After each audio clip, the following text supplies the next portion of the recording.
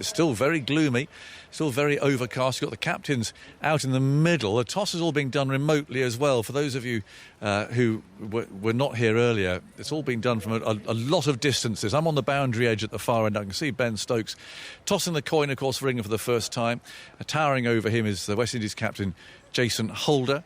We've got lots of people between me and them. I'm hoping that we're going to be able to listen to the toss actually taking place in a moment's time. I think the captain's shuffling from foot to foot a little anxiously there, waiting for this moment to happen. They have taken an early lunch, and we're going to hopefully have a 2 o'clock start. That's the plan, at least. The floodlights are on. The toss is... Don't know who's called what. Yep, I see the coin has gone.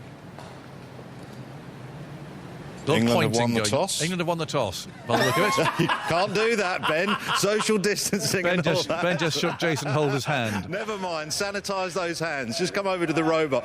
You've won the toss. What are you going to do, and why? We're going to have a bat, mate. They batted first. OK, that's interesting under these circumstances. That was all a bit crazy, really. The toss is all done via a robot camera, as you heard there, but poor old Ben Stokes, I think, a bit carried away with the emotion of it all. And you do, normally, of course, you shake the opposing captain's hand at the toss, but... not here, you don't. I don't know if that's 5 penalty runs or not already, or quite what happens to Ben Stokes at that stage.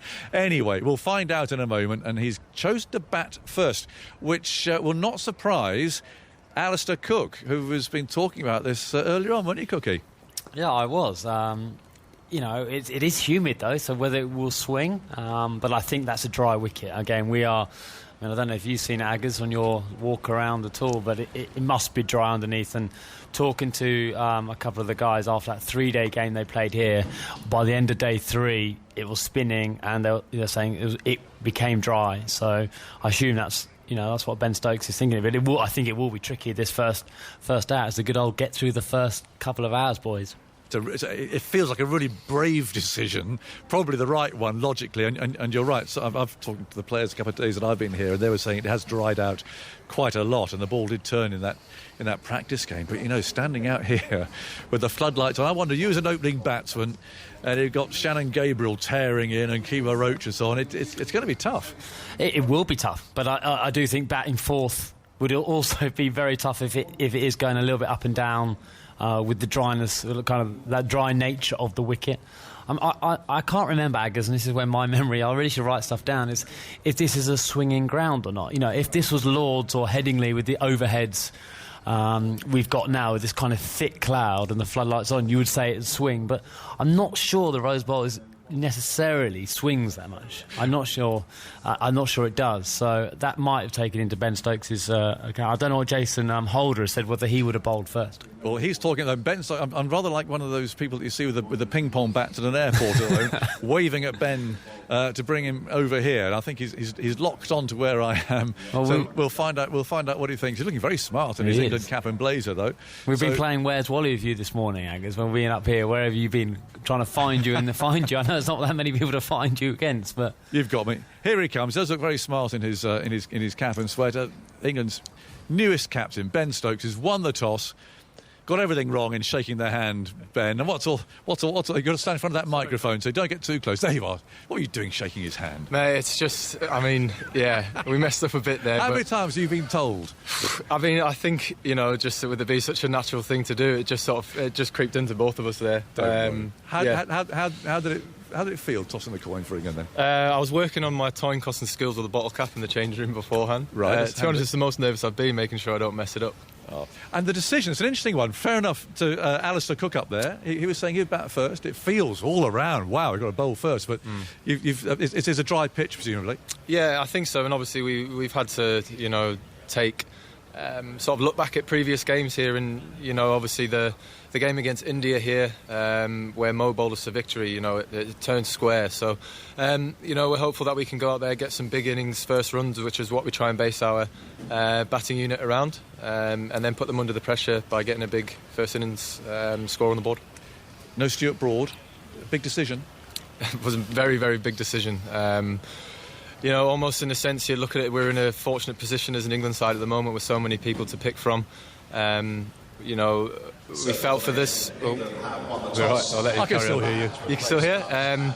We felt having Jofra and Woody's pace just adds another dimension to our bowling options as the game progresses. Woody and Jofra have been fantastic form, and so was Brody and Wokesy as well. You know, it was a very, very tough call to make. It's my first time in charge, but both of them took it, you know, like absolute champions, understood the reasons why. So, you know, it's competition for places, which is a great place to be in.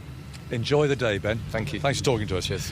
Ben Stokes, there we go. He's won the toss and he's chosen to bat first. I mentioned that there's no Stuart Broad in the side, of course, and that is a situation. The England team, I've got both teams actually, and I was speaking to Jason Holder, I think, in a second. Where's he gone? Oh, he's over there. He's looking in that cardboard box that I was talking about of the umpires. I'm not sure what's in there.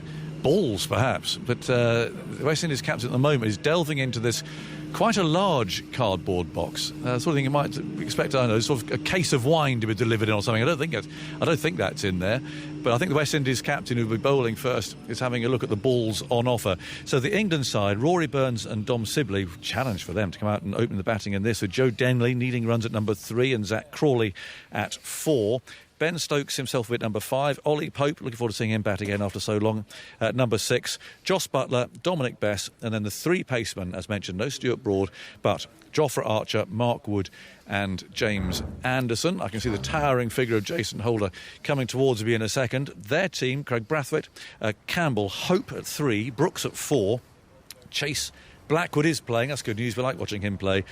Jason himself is number 7, Darrich at 8, with Joseph, Roach and Gabriel making up the pace attack. So the towering figure, 6'7", I think he was at the last count, of the West Indies captain Jason Holder is nearly here. He's towering over his media lieutenant there, and I'm not quite sure he's being briefed on something else at the moment. It is one of those days and one of those games where things happen and where they don't. But here he comes. Jason, nice to see you. I don't suppose you mind that toss very much? Not too much. I think it's a matter for us to make the new ball count in these conditions. You know, hopefully we can get the balls in the right area and, you know, make use of whatever overhead conditions we have. Yeah. Would you have batted first?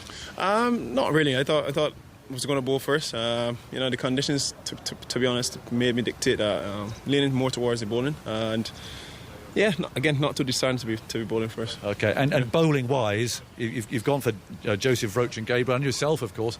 Great variety in there. You're obviously really proud of that pace attack. Yeah, this attack has done well and led the charge for us in the last couple of games. So we expect them to keep that flag flying high and lead from the front. I want to know what's in that cardboard box, because everything's new, isn't it? Everything's different. What's in there? Some masks, some hand sanitizer, and a couple of balls. So okay. I just had to select the balls there just now. Thanks for letting us know. Cheers, Jason. We'll catch up. Thank you much indeed. Cheers. There we go. There's Jason Holder then. All sorts of things in that cardboard box. I thought there might be. That's the roar that we'd like to hear. It's the cover being taken away, towed away by the ground staff, and that is what the situation is here. Then I'll just go through those teams again before I hand back up to Simon. England batting first in very muggy, overcast, humid conditions with the floodlights on. Burns and Sibley, they'll be strapping their pads on. Denley, Crawley, Stokes, Pope, Buttler, Bess, Archer, Wood and Anderson. And the West Indies team, Brathwaite and Campbell, Hope, Brooks, Chase, Blackwood, Holder, Darrich, Joseph, Roach and Gabriel, and all being well, fingers crossed, we'll be starting in about 22 minutes, Simon. Well, let's hope the rain stays away. It is still overcast at the Ageas Bowl. The hover cover is poised near the pitch. I hope that's just a precaution. It's looking optimistic, and England are going to be batting first. Alistair Cook called it about 2.5 hours ago. We thought the pitch was dry, but it feels like overhead bowl day. On the pitch itself, a bat day, so we'll see how that works out. Adds a bit of intrigue to the start of this test match, Alistair. Well, as a batsman, as an opening batsman, do you look up and think, oh, actually, I wouldn't mind it if, you know, we end up fielding today, even though the skipper says we're going to bat. Actually, as it turned out, Holder said he would have bowled, but you know, you hope the other team do what you want to do as an opening batsman. Well, I thought that this toss would be irrelevant. I thought West Indies would look up here, and definitely they would want to bowl first. With their strength lies in their seam bowling attack. I think England's attack's probably maybe a little bit more got a bit more variety to be able to bowl a side out in the fourth innings. But it is brave in one. I think it's the right call. I mean, I haven't seen the wicket, but from when I played here before, it doesn't do as much as you think it does. It's normally a brilliant batting wicket. There's going to be something in it in this first hour. There's always is in England. When the conditions are like this with this Duke's ball, it's going to do a little bit. There is no doubt about it. I don't think it's going to swing massively. It might just nip, but I think it'll nip a little bit slowly. I think the pitch will probably get a little bit quicker, and then I think it might go slightly up and down. Not massively. I'm not saying. I think it'll go slightly up and down, and then we've seen how it spins out the footmarks. Obviously, Ben Stokes mentioned it when Moeen bowled us to victory against India. It turned big, and it's going to be quite warm the next. It's warm today, and there's been so little rain in this area for such a long period of time. That will be a very dry square. So. I'm not surprised at all, but to win a Test match, there's going to be tough moments. And those first 2 hours, it's not how many runs England score, it's how many wickets West Indies get. And if West Indies can, their way of winning this Test match is making this first 2 hours 3 or 4 wickets will put them ahead. But if England can weather that storm, then I think the best time to be back will be this first inning. I'll get Carlos's view in just a second. Just on that first hour thing, does it make any difference that we're starting at 2 o'clock rather than 11 o'clock? No, not really. I don't think at this time of year. Maybe in September it might do, or in April. When the seasons are a bit. When there's a bit more dew maybe around this morning, but there is a bit of moisture. There's been a bit of moisture around with the weather, but I don't think so. I don't think it makes any difference. The only bit which again we talk about a lot about playing cricket in the mind was this day we've been in the players' mind for a while with all the preparation in this bubble and whatever bubble they've been training in.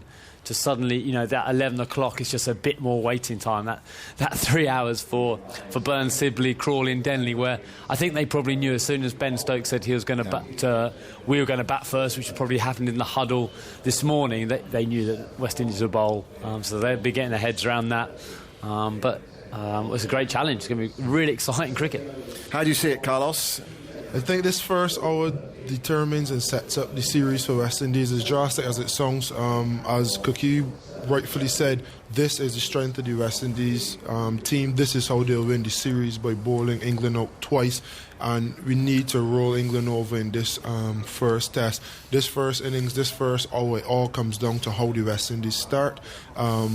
Being on the back foot and England getting off to a good start, 30 or 40 in the first hour, and then being able to control the game from that puts the West Indies on the back foot massively.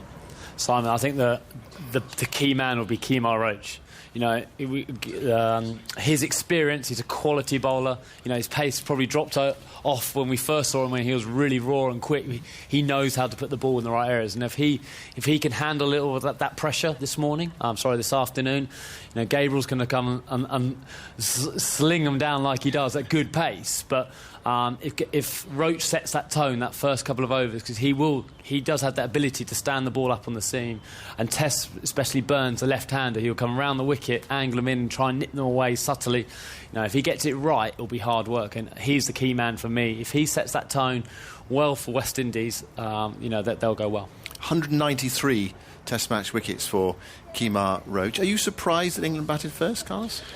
Yeah, a bit. Cookie lent some insight there about the surroundings and the ground, historical insight, which I obviously won't be privy to. So from that regard, it's a typical decision from the England team, sticking to their hunches, sticking to their guns and doing what may, even if it is a slightly controversial, let me put it that way, decision, because I guess looking at the surroundings, knowing what's happened just before, the delay in the game, I myself would have bowled first, and I know a lot of people would have said, bowl first, but 70 overs today, if we have no more interruptions from the weather. Tea at 4:30, scheduled close of play 7 o'clock, with 30 minutes extra time, which takes us to 7:30 in the evening. We don't have to go very far to our beds, so it's not a problem at all on that front. And it is looking a bit more promising out there, some brightness around, but it's that sort of day where clouds are around, and good bowling conditions in theory. That point about it being, it's not cold. It's not like one of those May Day or something like that. It's we're in July and it's overcast.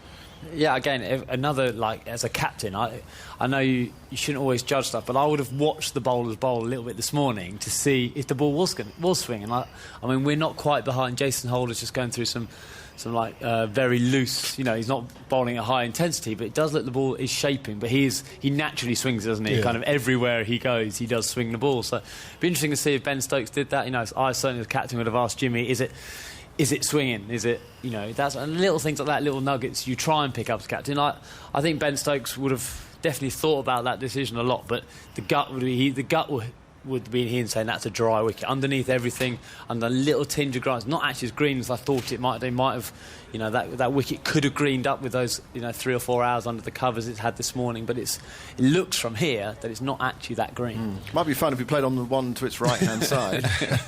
That is very green. And you mentioned Kimo Roach, but I think who partners Kimo as well will be very important. Shannon obviously is the quickest bowler and is very important to the attack. But I personally hope Jason starts. Just again, this first hour being very important. You need the two bowlers that are starting to constantly trouble, constantly challenge the openers. Does Jason bowl with the new ball a lot? Yeah, so good flexibility with this attack is that Roach is the constant, but from game to game, Jace opens or Shannon opens, and I think in this situation it's more suited for Jason Holder to open the bowling and attack from both ends. You don't want Shannon easing back into things after a long injury and then allowing one end to dwindle a bit. Yeah, the one thing which those two will definitely give them control, won't they? They're Kimo is very, and Jason, his economy rate's under 3, I think, is pretty much as a career. So sometimes when you've got the conditions in your favour a little bit this next 2 hours, you can chase it as a bowler, can't you? Search for those wickets, and the opposition can get 40, 50 within an hour and a half, and you've kind of let that opportunity go. So I think it'd be quite a sensible call for the two most experienced economical bowlers to put England under some pressure, trying to bang out that length, the way Stuart and Jimmy have done over such a long period of time. Just put the ball in the right areas and let the conditions and the pitch do the work. West Indies batting order that we've been given, slightly different from the one I think I expected. Brathwaite, Campbell, Hope, Brooks, Chase, Blackwood. Is that how you see the top 6? Brathwaite, Campbell, Hope, Brooks, Chase, Blackwood, not Blackwood at 5 and Brooks at 3? I thought Brooks would bat at 3, so it'd be interesting to see who comes out at 3. Yeah. Also saw Jason Holder at 7 and Rich at 8. Jace is good enough to bat at 7, he's good enough to bat at 6, but whether you want to pigeonhole your keeper as a number 8, that seems more like the spot of a gloveman who isn't that good with the bat, and I don't think Shane Dowrich should be considered as such. But then the England side has got Wood above Anderson. I don't know if it's still there now, but this morning when we saw it, they had Anderson above Wood. Sorry, I got that wrong way around. Burnley Lara. Yeah. Well, all I'm saying is that the team I was given, the West Indies team I was given, had that batting order, which slightly surprised me. So we'll wait and see what happens with that. We won't see it for a while. Well, unless West Indies bowled really well in the next couple of hours. The hover cover is still poised. England have won the toss. They have decided to bat first under leaden skies, a 2 o'clock start, 70 overs today. And England, as I was mentioning earlier, actually made 4 changes from their last test match, which was a fine victory as well against South Africa at the Wanderers way back in January. It seems like 2 years ago now. So much has happened since. 4 changes for England, with Burns back, Best comes back, Archer comes back, and Jimmy Anderson comes back. They were all around that squad in South Africa because there was a lot of problems with unfitness. Burns, for example, and Archer, that arm problem, and Jimmy Anderson, who's had a few injuries now of late. Fantastic bowler. What an amazing servant he has been for England. At some point, perhaps you do just lose that zip. Interesting to see how he gets on this summer. But he's back in the England team for this test match, and we're just waiting, really. It does seem a bit surprising. I mean, in a way, we're all ready, aren't we? We're ready to go. The stumps are in, but we're going to have to wait another 12 minutes. It's often the way with cricket. You feel as if play could get underway a bit quicker, but it hasn't. But at least we are going to see some cricket down here at the Ageas Bowl, and the noise you can hear in the background is the hover cover being taken away. Just tell us a bit about Alzari Joseph, Carlos, because when he came to England 3 years ago, he was, there was a bit of hype around him. He's quick, and he had a very poor game at Edgbaston. He went around the park a bit. how much of a better bowler is he now compared to 3 years ago? And I think players who are quite young, they do make big leaps actually over a short space of time. Is he a much better bowler than he was 3 years ago? He's also a much more mature person. Last summer, when England visited the Caribbean, he would have gone through the loss of his mum during the series, and he actually played the next day. So as a person, he would have matured, he would have evolved. He's also filled out a bit. He's put on a bit of muscle. I think back then it was more the hype of straight out on the 19 World Cup, doing so well, and everyone saying, oh, the same way Rabada would have transitioned from the under-19 World Cup into international cricket, this is the guy that will do it, watch him. So it's a bit of an over-hype, I would say. I think he believed that hype for a small period as well. He's now a lot more cool, calm, collective, still as fiery, still as skillful. He's actually honed his skills a lot. And I think a stint in the IPL and constant CPLs as well would have put him under the pressure cooker a bit. So he now has a little bit more resolve as well. And I'm looking forward to big things from him in this series, because the trio of Roach, Gabriel and Holder, their stories have been told, but Azari Joseph coming in right after them is a handful as well. Yeah. Took 6 for 12 in an IPL match last season. Debut. Yeah, on his debut. Azari. You'd have faced it, actually. Talk about Edgbaston. You'd have faced, you got some runs in that game, didn't you? You sound surprised, Simon. Yeah, no, that's the first time I faced him, and it was a case, although it was with the pink ball, it was just a case of, this guy, you could see he's got a lot of talent, but just with those conditions, he almost went searching. He bowled there in swing to me, and he went searching for my pads a lot, and tried to chase me because he thought this is the time, the first bit under floodlights, and he bowled full.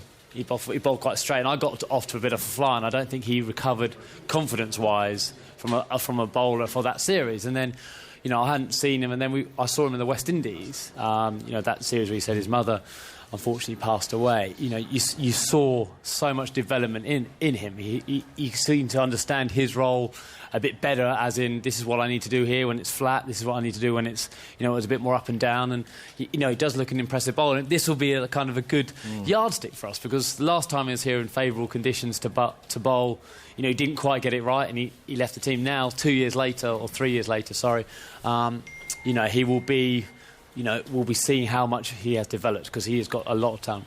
And just to continue what you said there, Cookie, that is kind of a product of our first-class setup, because he's such a good bowler, because he's so skillful. He doesn't have to work as hard for wickets, so wickets come a dime a dozen. You get 3, you get 4, you get 5, you get 7 when he wants. But at the international level, playing against guys like yourself, where you have to work that bit harder, be that much more consistent, and do it over a period of time. Early on, I think he struggled, but he's now evolved and he's understood that. Jonathan's coming in for the start of the game, which will start happening in 8 minutes' time. What was he like pace-wise back in 2017? Do you sense that he was capable of bowling really quickly? He wasn't that quick those couple of days, but again, you can see a bloke running up in your run-up, a bloke's full of confidence, knowing what you've got to do. If you're full of confidence, the ball comes out really quickly, comes out, and it all happens so naturally. He was obviously fighting with himself, but that is not unusual. I mean, look at the bowler Jimmy Anderson is now to when the bowler Jimmy Anderson started. He was Jimmy bowled a bit quicker, swung it probably, tried to swing a lot more now. On his day, he was brilliant, but Jimmy now is the bowler for all seasons. If it's not swinging, he'll try and he'll hold an end up, he'll nip it around a little bit, he'll wobble seam it. If it is swinging, he'll be able to swing it. He's learned his game, and Joseph is on that same kind of path. If he has half a career like Jimmy, he'll be a serious bowler. Cookie, lovely to see you. Ageas, down there. It's been a while. In the distance. I know. Well, I've come back again from down there. It's all a case of getting used to everything that's getting this game underway, and it will be very shortly as well. The umpires, I can see, mustering up there at the top. There is going to be a moment's silence for Sir Everton Weekes, who cricket lovers of an age will remember as one of the 3 Ws, a wonderful batsman. 5 consecutive Test centuries he scored. I don't think even Alistair Cook, you managed to do that. Test match special listeners and those of us who worked with him will remember such a gent. Great sense of humour, twinkling eyes, fairly quiet man. But he died last week, and so there's going to be a moment of memory for Sir Everton Weekes. The players are wearing black armbands in memory of him. You must have come across Sir Everton. Yeah, I had a few chats with him. Very, very sure of what he wanted to do, how he felt the game should have been played. And it was very insightful to speak to him. Obviously, I tried to be kind of a different batsman than he was. Of course. He always mentioned, you can never get caught if you hit the ball on the ground. I think he has only 1 or 2 Test sixes or something like that in all those hundreds. But yeah, very, very lovely man. And he always got the sense, he wanted to impart his knowledge in a way that you could benefit from it. And yeah, just a very genuine human being. I haven't heard Jerusalem for a while. I'm not sure what version they're playing here, but I'll put people on warning that for the next match, there's, I think, a potentially pretty awful version going out, because we've all been asked, including you, Alistair, been asked to contribute vocally to Jerusalem. Are you in that, Carlos? Have you submitted yours yet? Not as yet. Well, you've got to get going. I'm not looking It's got to be done either. before the next Test match. I think, Simon, Tuffers, have you... No, you see, this is why they delayed it by a Test match. I've had some serious Wi-Fi issues in Bedfordshire actually recently. So unacceptable. You have to do it while you're here. It's only a few lines. I mean, you're a chorister, for goodness sake. Ageas, I'd like to see yours. Oh, mine's been done. Yeah, I want to hear it. Mine's been done. But so, as of Old Trafford, as long as people play the game, it's all it is, chaps. A little bit light-hearted. Get into the swing of it. Then there will be an alternative version of Jerusalem and Rally Around the West Indies as well. Yeah? I fancy a line or 2 of that. Yeah? Well, you've got to do it. I've got my ukulele next door. Yeah? We can do it together. How about that? Let's do it together. We'll do a duet. Carlos, you're on. Whatever you do, never promise anything on air, because that's it. You're on. You've got to do it now. We are going to Lesson taught. We're going to duet Rally Around the West Indies with the ukulele. You're on. OK, that's great stuff. It isn't quite an easy key, actually, so we're OK. Out come the umpires and the West Indian players behind them, and also now all of the England team, because there are going to be... Well, first of all, I mentioned the moment of silence in memory of Sir Everton Weekes. Actually, first, before that, there's also going to be a moment of silence for the COVID-19 victims, of which are just so many, it's appalling. But out come the players. The umpires are waiting in the middle. This robot camera, which is a new addition, but of course it's kind of Ian Ward on wheels, I think we'll describe it as, because Wardy himself can't go out there. So we've got Ian Ward on wheels. It's a bit slimmer than Ian Ward, if I'm honest. We're not going to tell him that. Moves quicker than him. It does. So that's out there, sort of trundling around in a very random fashion. It's got a camera on it. And it's sort of human height, really, about 6'2", probably taller than Ian Ward, actually. And so that's there as well to take viewers out into the middle. We've got the opening batsman, who must be feeling a little bit nervous and anxious, I would think, going out and batting first in this. But their chance will come, but not quite yet. And I'm assuming there's going to be some sort of announcement over the PA system, although there's actually no public to address to, but if you know what I mean, I think there will be some sort of indication on the tannoy system about when these will start. Rakeem Cornwall's there, not playing today, but lining up, hands behind his back. And now, in memory of all of those who have lost their lives to COVID-19.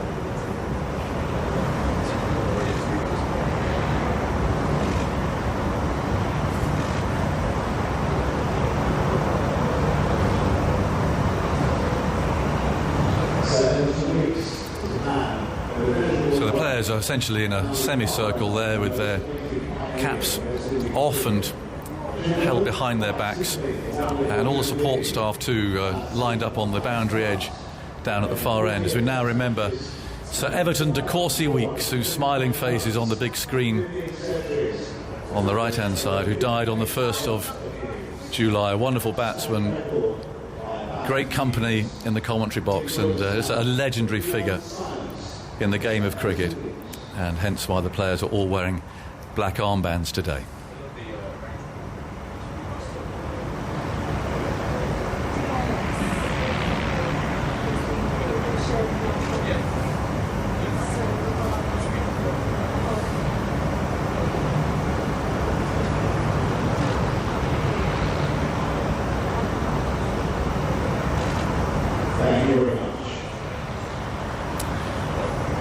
Sir Everton Weeks.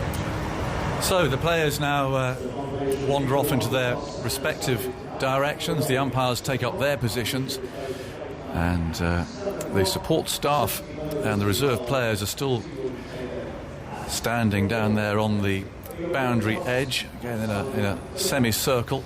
The players, the West Indians, gathering on the left-hand side of the pitch, and the players, the batsmen at least, going in towards their respective positions. So we've got some of the England team again running off onto the boundary edge. The motorised Ian Ward is heading off in that direction. Umpire is waving towards the scorers. I'm not quite sure where they are on this ground, but I think up towards the right. Oh, I saw a red light flashing up there at the top of the Shane Warne stand. That's presumably where the scorers are. We've got Kimo Roach, who's marking out his run. And no surprise that he is going to be the man who bowls the first ball today, with England having won the toss and chosen to bat first despite the overhead conditions. But looking down at the pitch, they've decided that it's going to be better to bat first than to bat last. And Rory Burns takes guard from umpire down at this end. Kimo Roach is ready to bowl the first ball. Again, the support staff are all ringing the boundary edge down there at the far end of the ground from the pavilion end. And both captains yesterday spoke about making a gesture to recognise Black Lives Matter.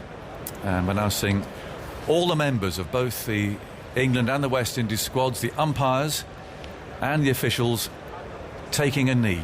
West Indian players, fists raised, the batsmen on their knee, the umpires on theirs. And Ben Stokes has said that much of the past fortnight has been spent talking about the issue of racism and raising his players' own awareness of it, and the teams have worked together on how it should be done. Well, they've made a joint statement together at the start of the first international sporting event in this country since lockdown. And I wonder, Carlos, how you feel seeing that.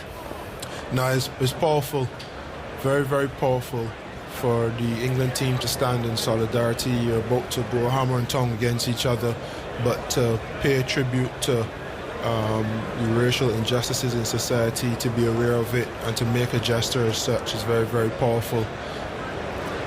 It's interesting, the ICC endorsed, sanctioned that, and normally they absolutely forbid any sort of political gesture, but this, they're very keen to emphasise it's not political. Yeah, in my opinion, it's not political. It's a societal thing, and for the ICC to allow it, kudos to them. For the players to agree to it, kudos to them as well. Just looking forward for the West Indies boys now to use this as an extra motivation to go out there and put in 110% as they always do. Probably push that to 150 and hopefully get a result. I don't want to see Shannon Gabriel at 150%. Hundreds enough for me. 50% enough for me. We may see him in a minute. Here's the first ball of this series. International cricket is back, and Roach is bowling the first ball from round the wicket with a bit of a grunt, and Rory Burns moves nicely into line and taps the ball calmly into gully, and there's no run. We're off and running. We're a bit late, and we apologise for that, but live cricket returns. You'll hear, coming out of your radios or online, a crowd hum, and we've talked long and hard about this, and ultimately in a way we're leaving it up to you. It is not artificial as such. Here's Roach again, round the wicket, running away from us, bowls outside the off stump. There's no stroke from Burns. This is like a Lord's hum. There's no cheers, there's no roars of appeals or anything like that when something happens. We just thought it might take the edge off the silence. And we'll see how it goes. If you violently object to it, we'll stop it. But I think I'm right in saying if you go online, you have a choice. So if you really don't want that familiar sounding, rather warmer sound, in goes Roach, bowls full on the leg stump. Burns then possibly missed out on his first scoring opportunity by dinking it up to mid-on. And there's no run. If you really don't want that, then you can make a choice by going and listening online. If you're on 5 Live Sports Extra, then this sound will be there. But we're all just trying it. We're sucking and seeing, Tuffers. Yes. Seeing if it adds anything to the enjoyment of listening. In goes Roach. Oh, it's an appeal for leg before wicket. He played no stroke there. And, well, they might review this because they've got an extra one, of course, in this series. It looked pretty straight from here. Burns took his bat out of the way. He's trying to convince Holder. Yep, we're going to have a review. They do have this extra one. And I should explain the reason for that is because they are now home umpires, the first time since 2002. And so they decided that to sort of balance things up a bit, if you like, they should add this extra review. So we're having a look at that. Okay, that's a fair delivery, please. I'll just check front on just to see if there's any shot played. Michael Goff is the... There's no shot being played, so I'm ready to go through to ball tracking when available. It's the third umpire. There was no shot played. Ooh, it's nipped back. It has nipped back. It's nipped back a bit. It's whether it's going to be clipping that off stump. Yeah, thanks, Mark. There is no shot played, so if this is hitting the stumps, then Rory Burns is on his way. It's going to be close, John. It is going to be quite close. The angle we've seen there doesn't help very much. We're looking now at it, cutting back. Impact outside. Umpire's call. Umpire's call. So therefore it's not out. Your original decision of not out. I'll let you know when you're on screen. You're on screen now, Richard. There we go. So Richard Lingleton will be pleased with that because he won't have done much umpiring either over the last few months, and he got that one right because actually it's beautiful bowling from Roach. The first couple of balls he'd bowled had moved away from Burns. That one just held its own and came back a little from round the wicket. Well, he will get sideways movement, Roach, John. When he's that skiddy sort of bowler, but a bit shorter than great big tall quicks and what have you. He skids it onto the pads and he goes hunting for those stumps and LBW's decisions. And that one nipped back quite a lot from round the wicket. There's obviously a plan to Burns here from the West Indies.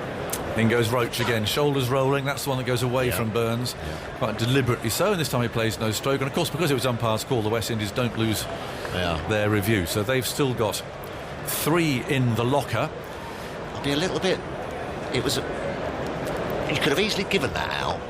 Yeah, you know what I mean. It was a kind of a. It looked right, didn't it? But it was just, as you say, just umpire's call. You wouldn't have minded if you were a batsman, I don't think, and you'd have been given on that.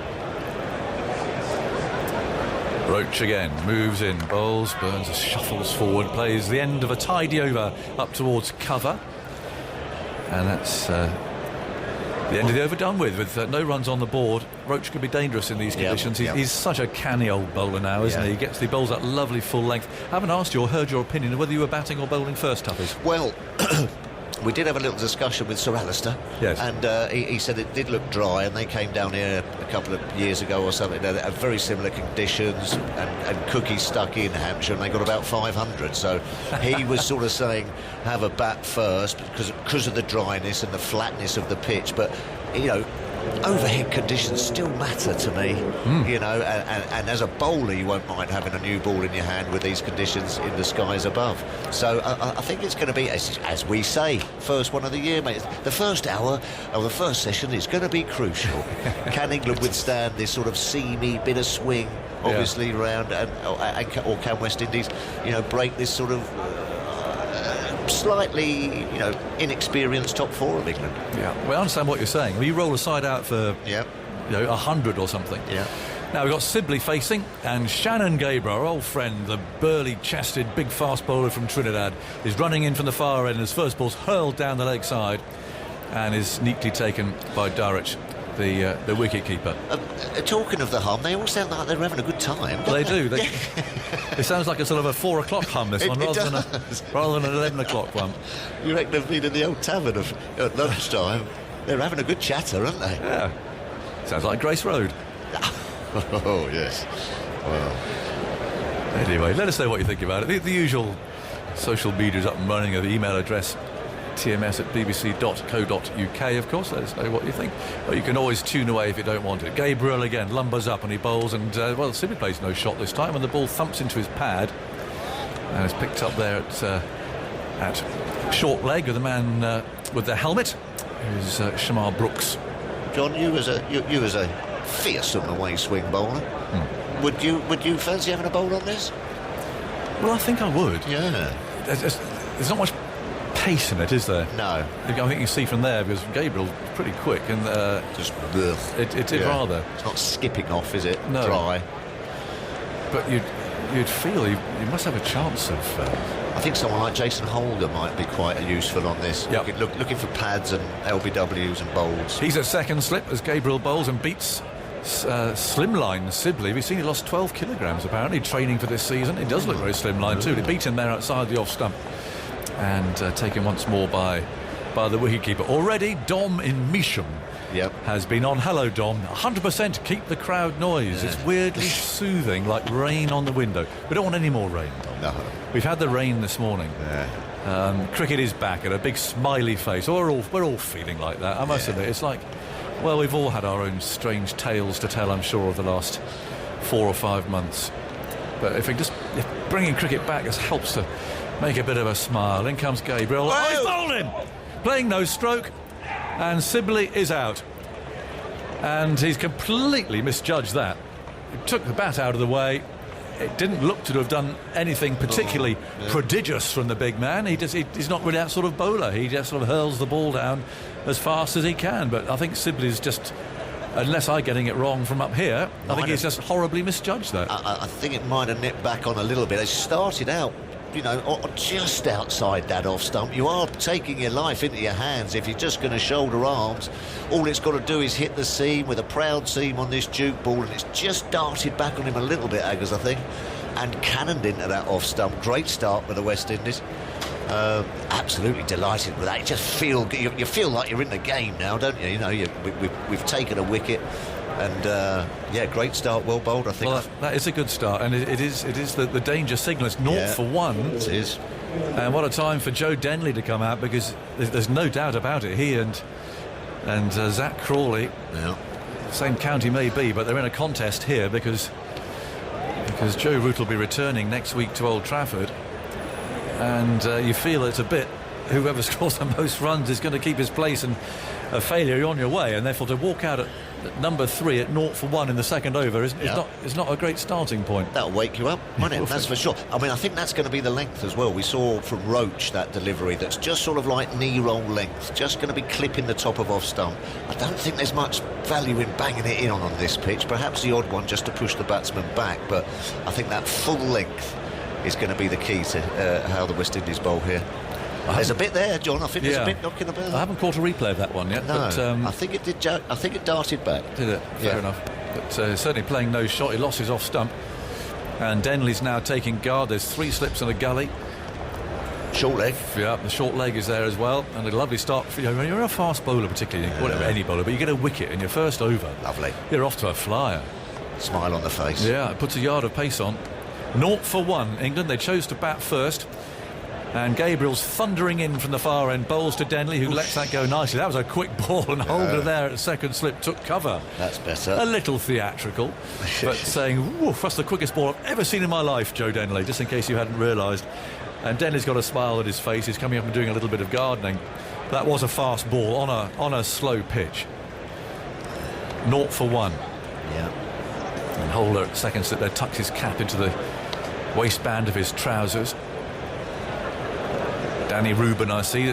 Usually on the boundary edge at cricket matches, you see the drinks container, don't you? A cold box so the bowlers can have a drink. In comes Gabriel, bowls, and that's played off the back foot. A short, quick ball from Denley. In this game, though, it's actually hand sanitizer down at fine leg. And Danny Reuben there absolutely did the right thing. I mean, he came round and he's gelled his hands up. So it's an unusual. Yeah. There are some unusual aspects to this match. You don't want to take a swig of that, John. No, you don't. But anyway, Nick relishing the crowd hum. He's in his pottery company in Stoke-on-Trent.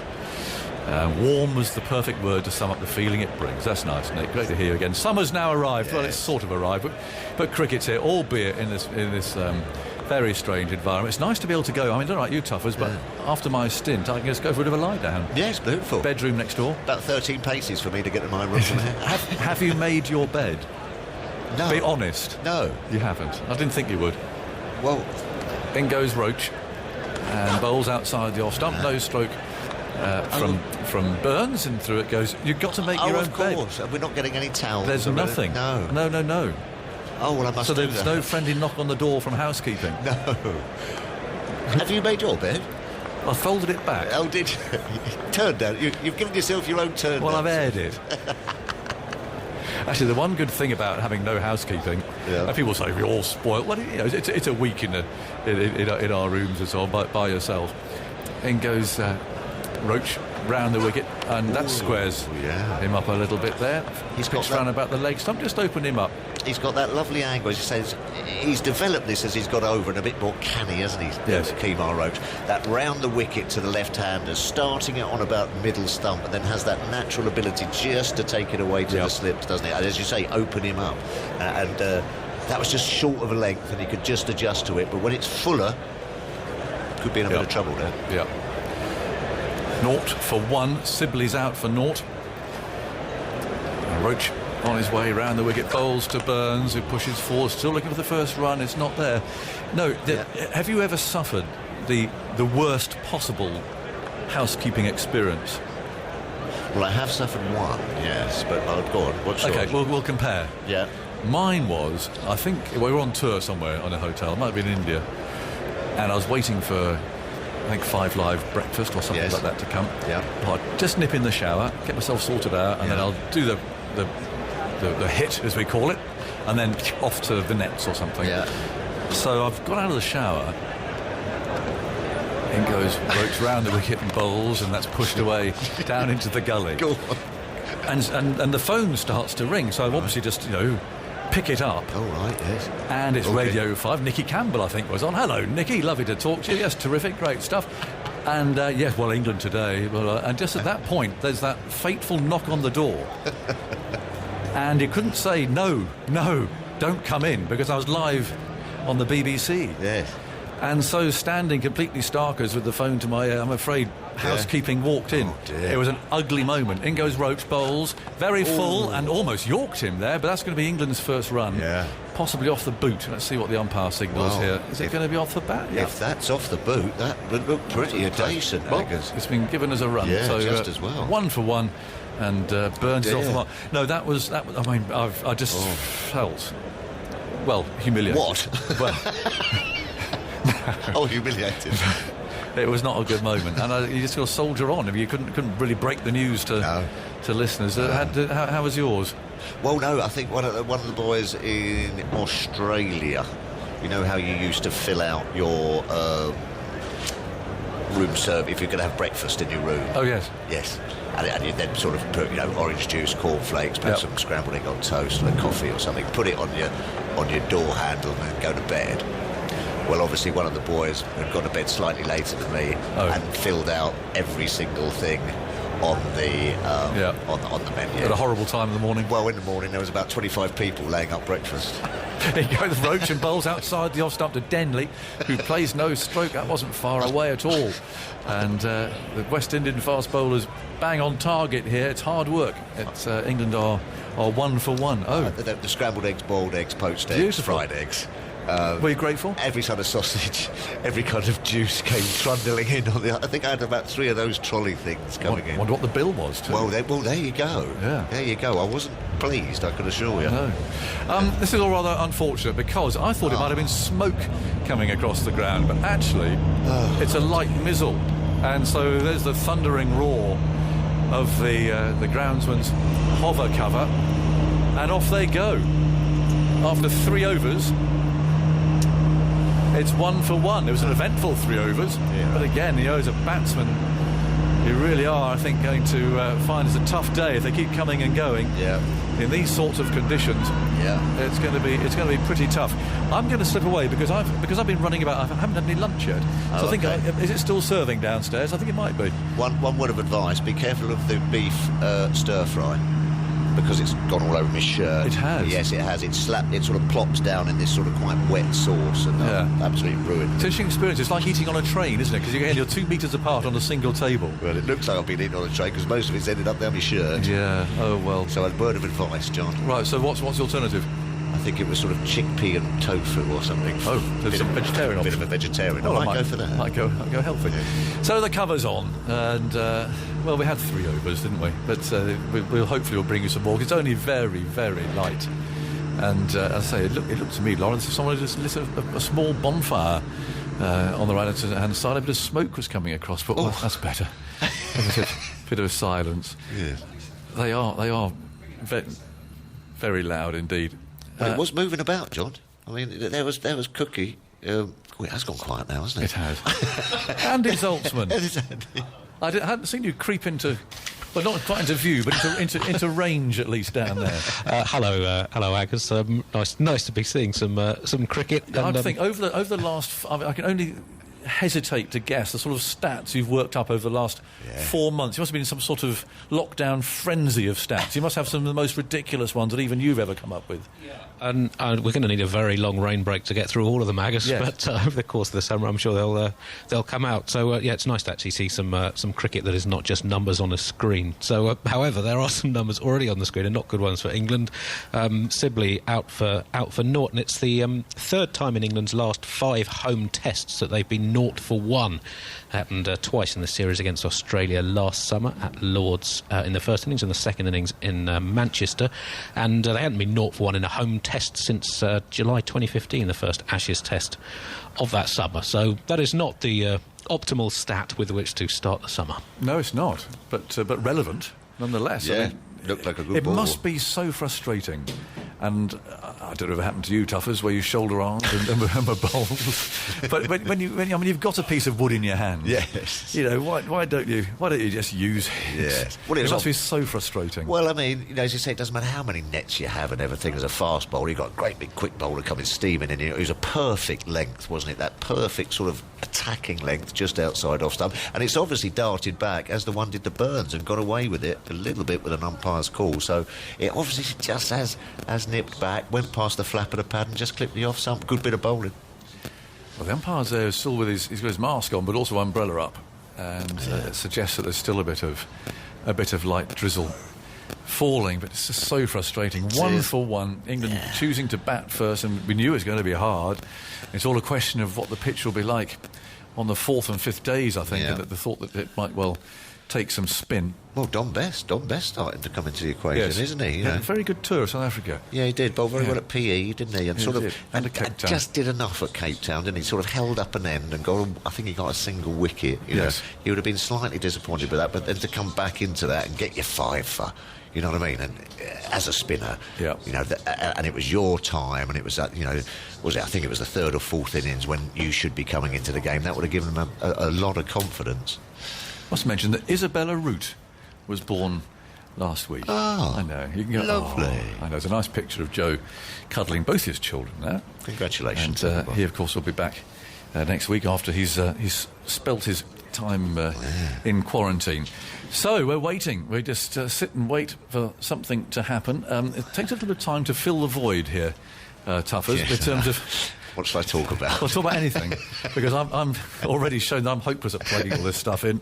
I don't know what Isha's like. It's moments like this I regret Henry not being here, because Blowers trying to cope with all of this would have just been too much. But anyway, I'm going to slip away, Tuffers, at 1 for 1, so perhaps if you can say something thoughtful, and Isha's coming in here. Yes, well, as you say, 0 for 1 it was there when Sibley lost his off pole. Talking to Cookie earlier, he sort of said it's dry.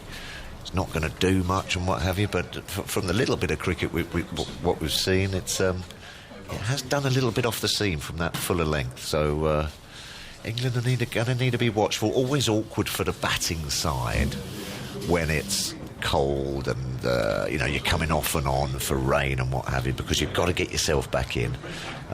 When the bowling side, they almost see it as a bit of a touch, really. You go back in, you can, towel yourself off, have another shower, put a clean shirt on and come out fresh. So it is a bit of a disadvantage for the batting side in these kind of conditions, because you just always feel that you're never in. And I wonder how Ben Stokes is feeling on his first toss win. 0 for 1. Ish, are you plugged in? Tough as I'm in. This is going to be a little bit fiddly, isn't it? It is indeed. Have you wiped your desk down? I've wiped my desk down. Lovely. I've done all that, yeah. Good, I've got into a nice little routine now, Excellent. so that's good. Lovely.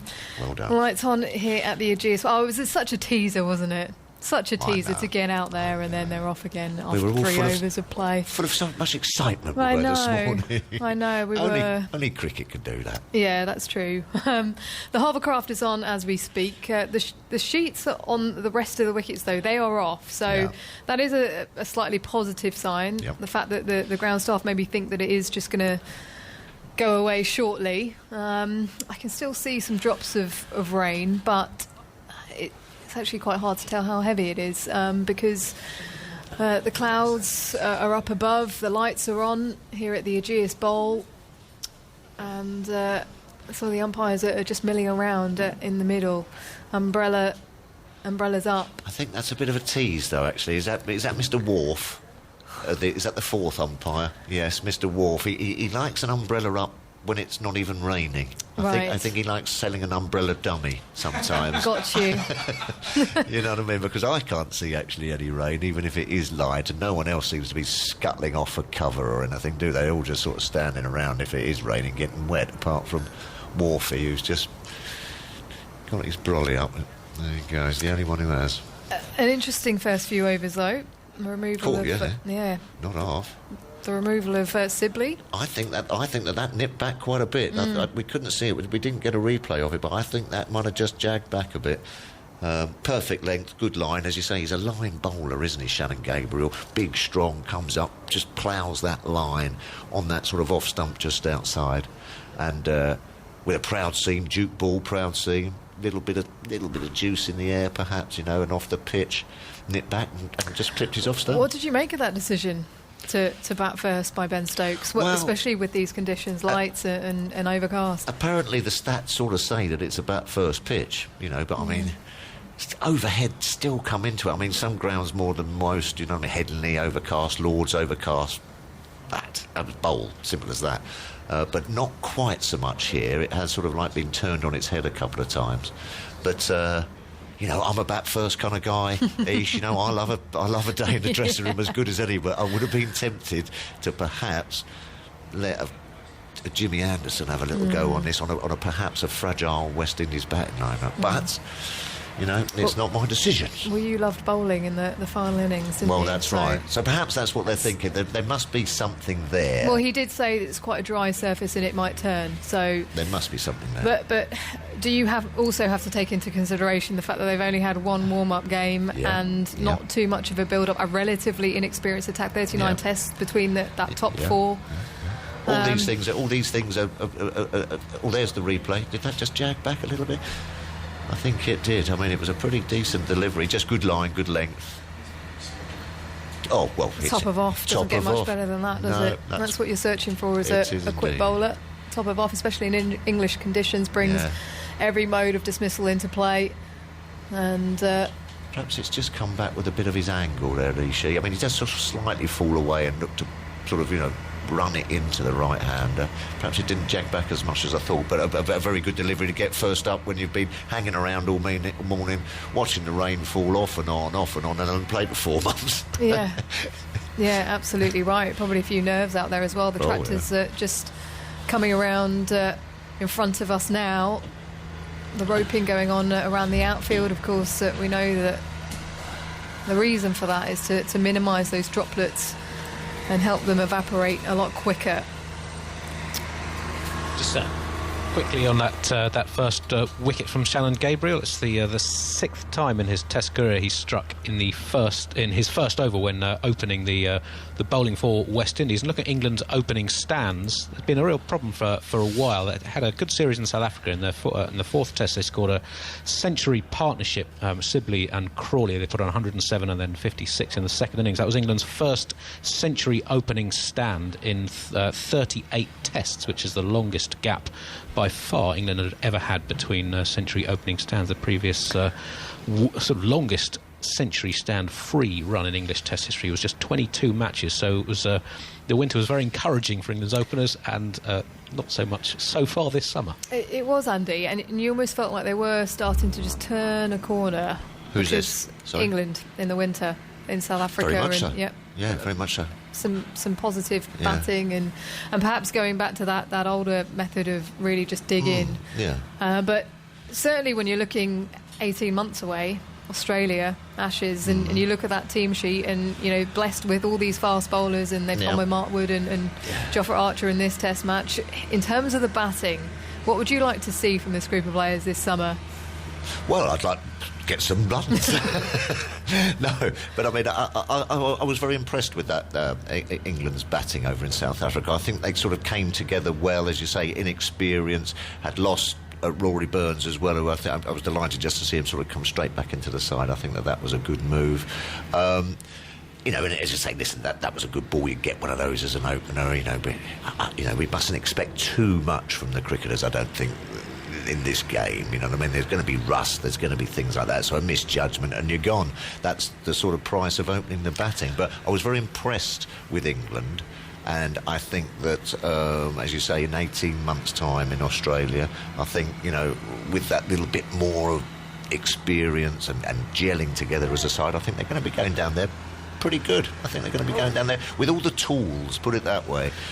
Well, we've seen so much chopping and changing when it comes to this top order, but it very much feels with Silverwood at the moment. Yep. You know, he's seen a spark from a couple of these players, and potentially just wants to give them a bit of a run, and perhaps actually at the moment he doesn't have a choice necessarily, because there's no county cricket going on at the moment, and like you say, you can't expect too much because of the fact that they haven't had too much of a build-up. You know, just the one warm-up game, they haven't had time to get used to English conditions for a period of time, and so really when you see someone get out like that, if you see a couple of low scores, you can't be too hard on them. No, not at all. As you say, you've got a fresh bowler coming steaming in. You haven't been playing, you know, and as you say, and it's a little bit juicy. You can be on a run of form of getting 3 back-to-back hundreds and get a delivery like that, which you just misjudge and it clips the top off. So I don't think there's any problem with that. I mean, it'd be very disappointed sitting in there for sure. All this build-up and work you've been doing, and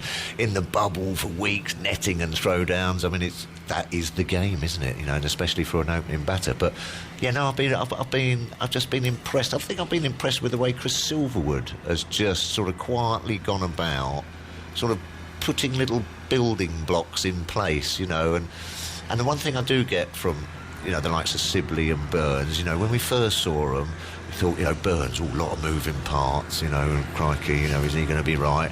Are we going to like someone like Steve Smith? Yeah, are we going to? Yeah, but I mean, as an opening batter, you know what I mean? And you know, and someone like Sibley, you know, looks to leave outside off stump and sort of, you know, has to wait for it to come on his pads. But I think what you know, they've got on their side is that they just look like batsmen who like opening the batting. You know what I mean? They like batting time. They like getting stuck in, not flashy, and just setting that platform up for that flashy sort of middle order that can then come in and dominate. So, you know, as you say, it's going back to the old school a little bit, and I think Chris Silverwood's done a good job, and I think he's put a lot of faith in those couple of guys up top.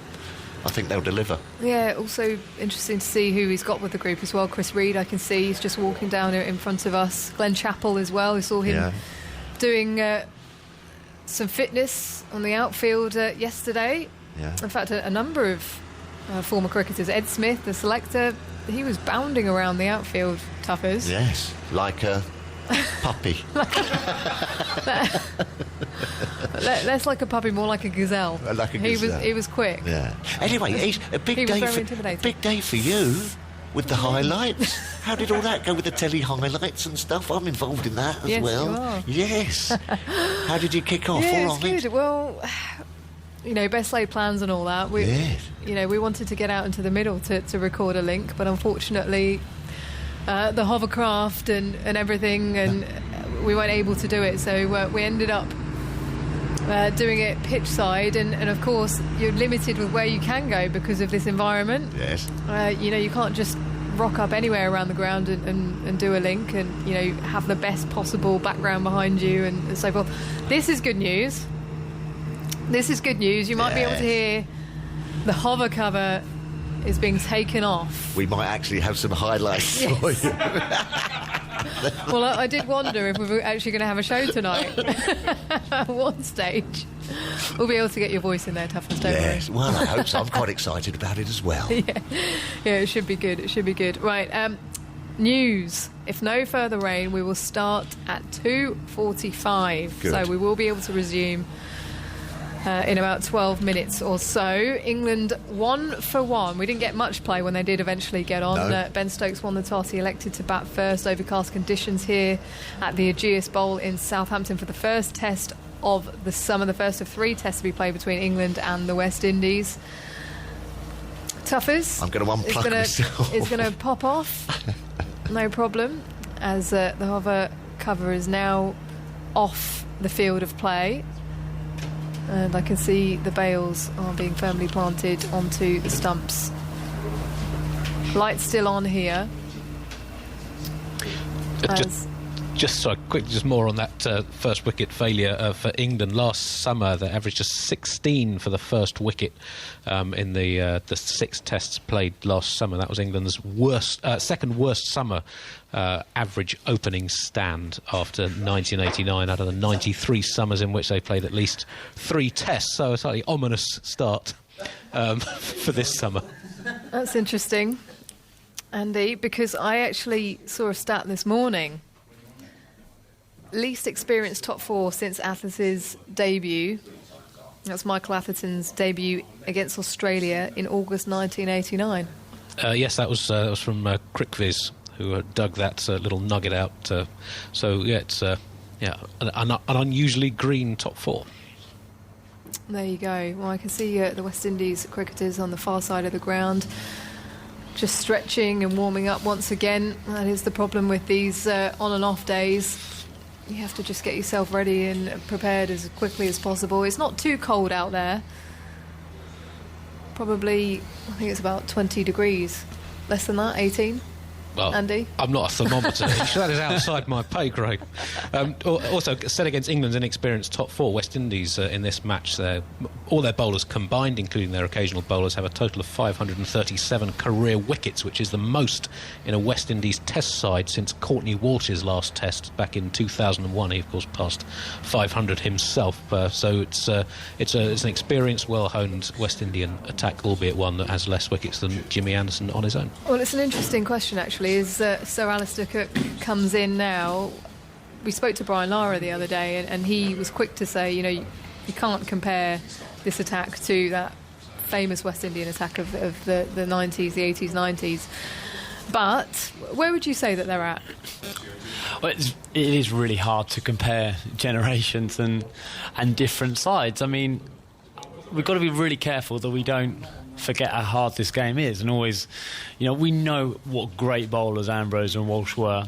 The Marshalls, the Holdings, they were fantastic cricketers in their eras, and these guys out here are really good bowlers. There's absolutely no doubt about it. Yes, they might not have the records that these guys had at the end of their careers, but Ambrose, Walsh, they had to start somewhere, didn't they? There was times in their careers where they will.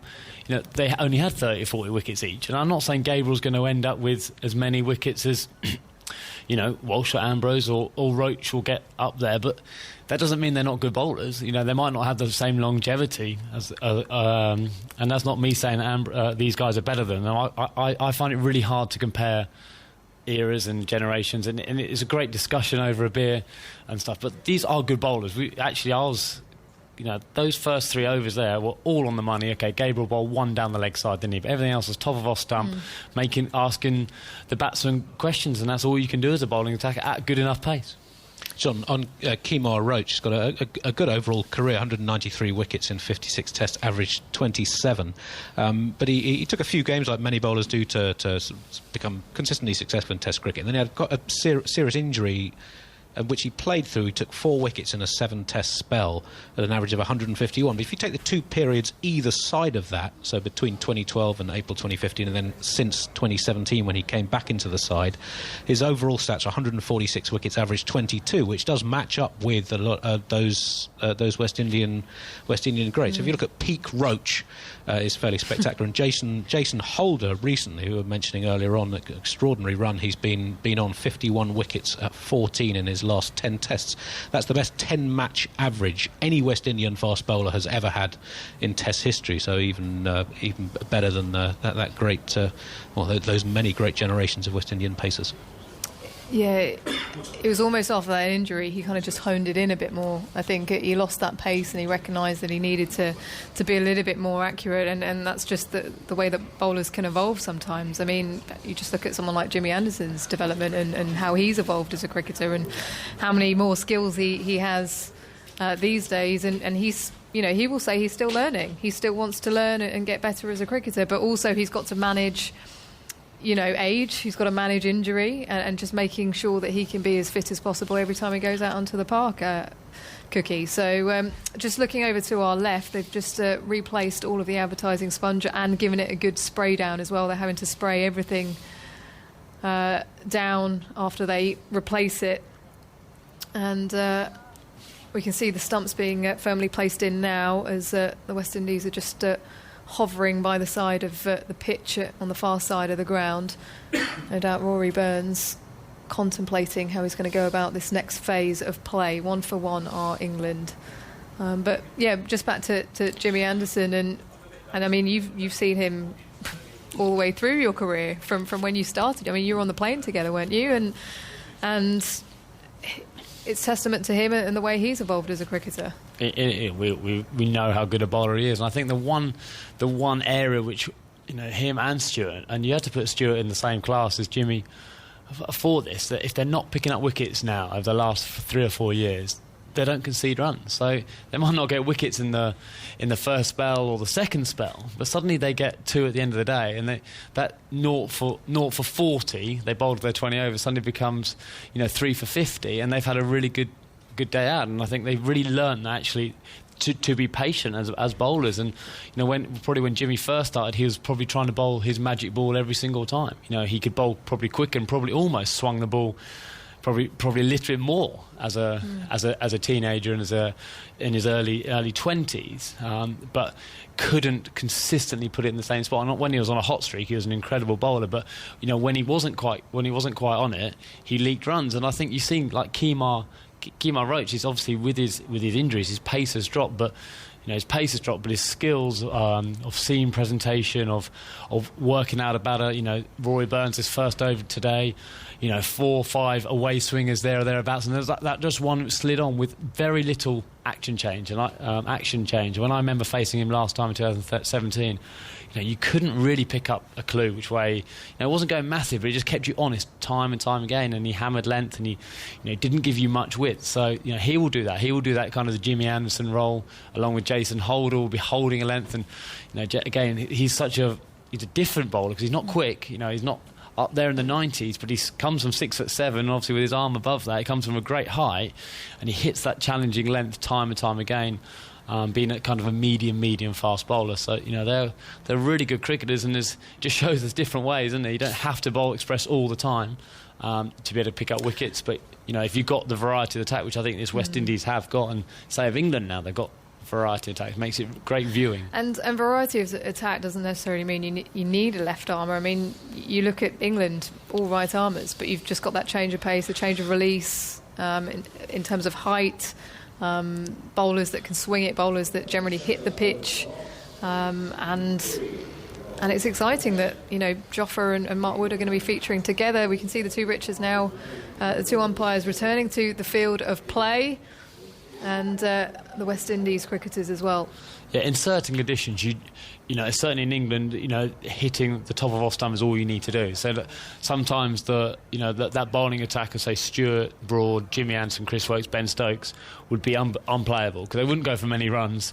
You know, the conditions would aid them, and they would just constantly hit off stump time and time again. And you know, the opposition wouldn't go anywhere. But if it became flat, they are quite, I would say that they're obviously not the same bowlers, but they're quite similar bowlers. So if you got in and it didn't move, you get in a rrhythm against those kind of bowlers. But I think both of these attacks don't have that. You know, every single one of them has a different challenge to them, and that's what makes that attack, you know, so hard to score runs against. So if England score runs here, you know, you're certainly going to have to earn the right to do that. Rory Burns and Joe Denley just adjusting their gloves as they stride out to the middle. West Indies fall into place in terms of their field. Lights still on here at the Ageas Bowl. We've had a little bit of time off after Ben Stokes won the toss, elected to bat first. England are 1 for 1. The removal of Dominic Sibley earlier on to a ball from Shannon Gabriel, Andy. Oh, well, this is a tweet from CrickViz, who say that it's the first time in Dominic Sibley's first-class career that he's been bowled not playing a shot. He's only been at LBW not playing a shot twice in his career. So, yeah, as home debuts go, being out not playing a shot in an empty stadium is probably not, for a duck, it's not quite what he imagined. Not at all. So, Rory Burns just marking his guard as he turns to scratch it out, and Shannon Gabriel is at the top of his mark, assessing his prey. 3 slips then, a gully point, a wideish mid-off, mid-on, square leg next to the umpire, and fine leg Boston Chase down on the boundary. Light breeze in the air blowing from right to left as we can see the drone in the distance hovering above the white canopy on the far side of the ground at the Rod Bransgrove Pavilion. Here comes Shannon Gabriel then. It's a bit of a trot before he's into his stride, past the umpire, bowls. Burns tucks it away, backward a square. He said he was sent back by Joe Denley, but then they proceed for the single as the ball is fumbled and it is now thrown in. So England 2 for 1, and Burns moves to 2. So Denley to face his 4th delivery, but his first after the break. And an important innings for Joe Denley, Alistair. Well, for all 3 of them, well, for everyone. Of course, everyone's talking. There's always someone who's under pressure in their place, and I suppose with Joe Root coming back, one of these guys in the top 4 will miss out, because obviously Joe, as captain, will come back in. But no, Joe Denley has done a fantastic job for England without going on to get that big score. Here comes Gabriel now, bowls to Denley, who pulls, but it falls in front of mid-off. He almost clothed that. Just wonder if that held in the pitch ever so slightly, Alistair, as he tested him out. Yeah, I reckon he probably just beat him a little bit for pace, came off his stickers there. It wasn't actually that short to pull. Obviously, in the previous little 3 overs, he looked to play a pull shot after as a practice shot. So I think in his game plan, you know, Joe Denley said, if Gabriel drops it short, I will be looking to score off him. But this is a time to really knuckle down. And what Denley has done really well in his career so far is eat up balls. Without that big score, he's eating up balls, so the middle order have a slightly easier start, and he's got to do the same again today. Gabriel runs towards us, bowls, Denley defends to the offside, low run. So no Joe Root, of course, for this test match. He's away. The birth of Isabella last week, his 2nd child. So congratulations to you, Joe. Yeah, great news, and he'll be back. He can join up next week. He gets out of the baby duties pretty quickly, back into isolation for 5 weeks. Is that how it works? There you go, Carrie. Yeah. Good luck with 2. 3 slips and a gully then for Denley, who leaves outside the off stump, and that's moved off the pitch. Shannon Gabriel, hands on knees as he crouches over. How close was that to the top of off? As we look at the replay, that is dragged back significantly. It's a good bit of work by Dowrich behind the stumps as well, because he's had to dive away to his left. It falls on the ground as well in front of him. There was a lack of bounce and pronounced seam back in. Yeah, that looked like it was going to be a very comfortable lead. That's jagged like a spinner. That's come back, and as the drizzle comes back down, it's like this is not nice for the batter's thinking, can I let these two balls, then we'll go off again, possibly. Joe Denley just bends his knees. He taps his bat now, looking down the pitch. Gabriel bowls. Denley defends to the leg side. No run. Jason Holder looking very tall there at first slip. He's got his sunglasses on his cap.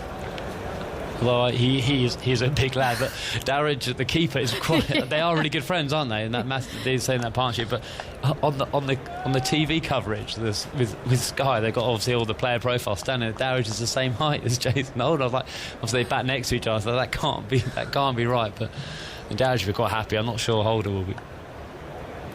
Umpires coming together at the moment, Kettleborough and Illingworth. But now just retreating back into their positions. This drizzle coming down. It's not heavy, but they will continue.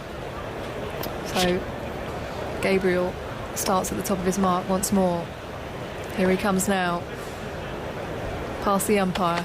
Bowls. Denley hits the inner part of the bat. Goes out to fine leg. He comes through for one. The throw is sent in. He was looking to play that forwards, push forwards with that shot. And it's the end of the over. Denley gets off the mark then. He's on 1, 3 for 1 after 4 overs here at the Ageas Bowl. And it'll be Kimo Roach to continue.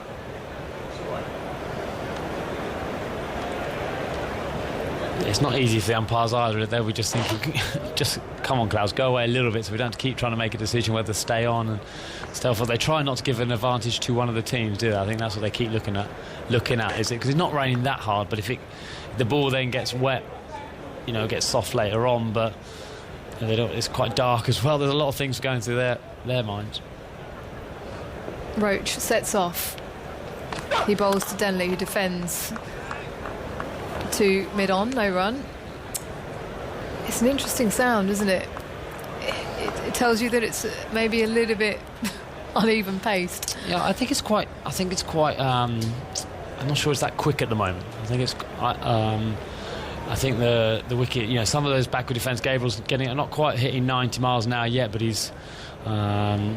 He's in the high 80s, and a couple of those backward defensive shots have been, played quite comfortably by Denley. Well, here we go now. You might hear the sound of the hover cover going again because the umpires are pulling the players off once more. That range is getting slightly heavier. And the West Indies cricketers are heading off towards the pavilion, as are Joe Denley and Rory Burns. So these are the days where it's tough work for the ground staff. They've spent the last few weeks trying to get this wicket into shape, and they're having to do all the work possible to keep it as dry as they can. A bit of juice on the wicket might not necessarily be a bad thing, though, Cookie. Well, the West Indies would like it. After being. England would like to keep it as dry as they can. I think England just want to get a bit of rhythm, don't they? They just want to stay out there for a bit, or they either, as an opening batter now, you either just want it to rain all day now. It's getting to a stage where it's getting to 3, 4 o'clock. You've been on edge all day, thinking, when are we going to start? They're on, they're off, they're on, they're off. They'll be just like, right, if it's going to rain, just please rain, so we can come back tomorrow, or can you just please be clear?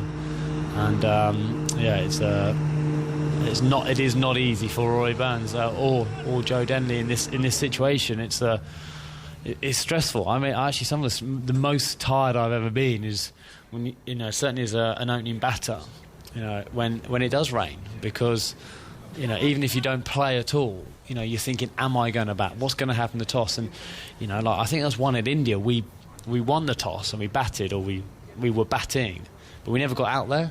So if all day I was sitting there going, am I getting on? Am I getting on? You saw Jimmy like, well, I ain't going to do anything today. So he was there doing every crossword, the most relaxed you could ever be. But, I didn't think we'd get on, but I was always on that edge. And I got home to my room that night in the hotel, and I was absolutely knackered, because you just can't switch off, can you? And these guys, Burns will be going through that now.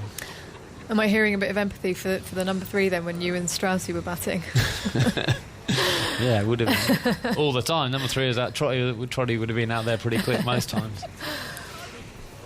So I think it's going to be a significant downfall, although I think it's easing up ever so slightly. But they've brought on the extra covers to place next to the hover covers.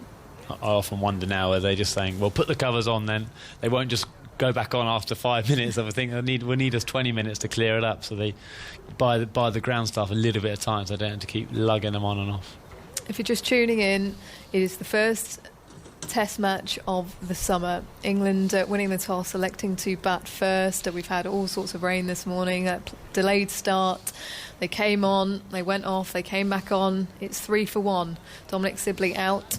The big news that Stuart Broad was left out of the side, missing his first home test since 2012, breaking up that partnership between Broad and Anderson. They've gone with Wood and Archer, so looking forward to those two bowling in tandem at some stage during this test match, but it will all be on the batters first because they want some big first innings runs. That's certainly what they've been striving for the last couple of years. We've started to notice that a little bit more 400 plus scores, Andy, in the last year or so. I have some numbers on that. Let me just dig them out for you. Nothing like putting you on the spot, is there? I was teeing you up. To come back to you. As the full covers are now going on. They're being rolled out on the ground. You might have teed me up, but I wasn't standing next to my golf bag at the time. So give me a minute. Some light breaking through the clouds at the moment. It is looking gloomy out there. It was quite muggy out there this morning, wasn't it, Alistair? Yeah, there is some light, so let's be hopeful. It could be a test match where I don't actually go outside. Do you know what I mean? I've been thinking about it. Obviously we did our little bit this morning, but say I wasn't on the early morning rota to do the first little bit, then I don't have to leave my room to go outside to go to have breakfast or come to work. Then I could just stay here, stay indoors all day. So I wouldn't know if it's hot, cold, or whatever. And actually, with the air conditioning on in this building, it's a very pleasant 17, 18 degrees or whatever it is. But I couldn't actually tell you. It looks cold, but actually, everyone keeps telling me how humid it is. But I might have to get on my balcony and have a little look. Now you know what lockdown actually feels like. Yeah, because I know you were out on the farm quite a lot during lockdown. Yeah, I do feel we've been very lucky with lockdown. We lockdown started obviously in the middle of lambing, so it's been quite hard work in terms of a lot of stuff to do with obviously a few less people working on the farm. We often have a lot of vet students who pop in to help, feed the pet lambs and stuff. Obviously part of their courses, we haven't had them, so there's been a lot more, probably a lot more like that. But it's without the time pressure. So anyway, the kids have been very lucky. They've loved it. They've been feeding the lambs a lot, and yeah, we've been outside quite a lot. It must have been incredible to have all that time at home as well, because for someone like yourself who's just been on the road and when you were playing, obviously, just constantly away from home, and you get that chance to have good quality time with the family. Yeah, I think since everyone's been saying it'd be great to be home, but I've kind of been home since 2018, so I'm not sure how long I can live off that for. That I haven't been home and haven't done. But yeah, so the last couple of years, but just for us, it's like took this kind of the pressure off life, and I think everyone in terms of simplicity, in terms of time pressure. We've always been busy on the farm, and I've always been busy with the cricket, and you're racing here, you're racing there, and you're going to a dinner here, or you're doing that, and it's amazing. I'm not moaning about it at all, but actually without that, you do the work, and if you come in later, you come in a bit later, but having that time with the children and having, again, I keep saying we're lucky. I don't want to be. We were lucky to have the outside, so going on a few picnics with them and making time has been really good, and yeah, not leaving. I think it's probably the longest stint I've had at home without going away, so it's been really nice. Thank you. And fatherhood, Joe Root's going through it at the moment, number 2. So what kind of things is he facing at the moment? He's been very sensible and doing a lot. So with this second one, it's the same as Isabel was born. I better get this right before I get shouted at a lot. But she was born in October, and we were just in the middle of a Bangladesh tour, the test tour in 2016. So we made the decision, Alice and I, that we would that I would go on that tour. But I went to warm up. I went with the 1 day actually to do my training, then came back and Alice had Isabel. But I left that same day. I mean, she had it as easy as that's as meant to easy as it is. But I actually left that same day on tour. So for tour, which is obviously quite an emotional day and quite stressful. But I kind of came back to a 10-week-old baby, which is probably the best way of doing it, because then with Jack, who's born after my last test match, I think Alice was due on the last day of that test match. I've been around for a lot. I've been around for a lot of those nights, which I kind of missed with Isabel. But it's you rely so heavily on your partner. Obviously Carrie and Alice and all the cricketing wives who put so much into it. Actually, us leaving, going on tour for 3 months, or going here like the guys here in the bubble for 60, 70 days, or whatever. Obviously, there's family life to carry on. So those guys, the girls, take a lot of the strain off us to do it. But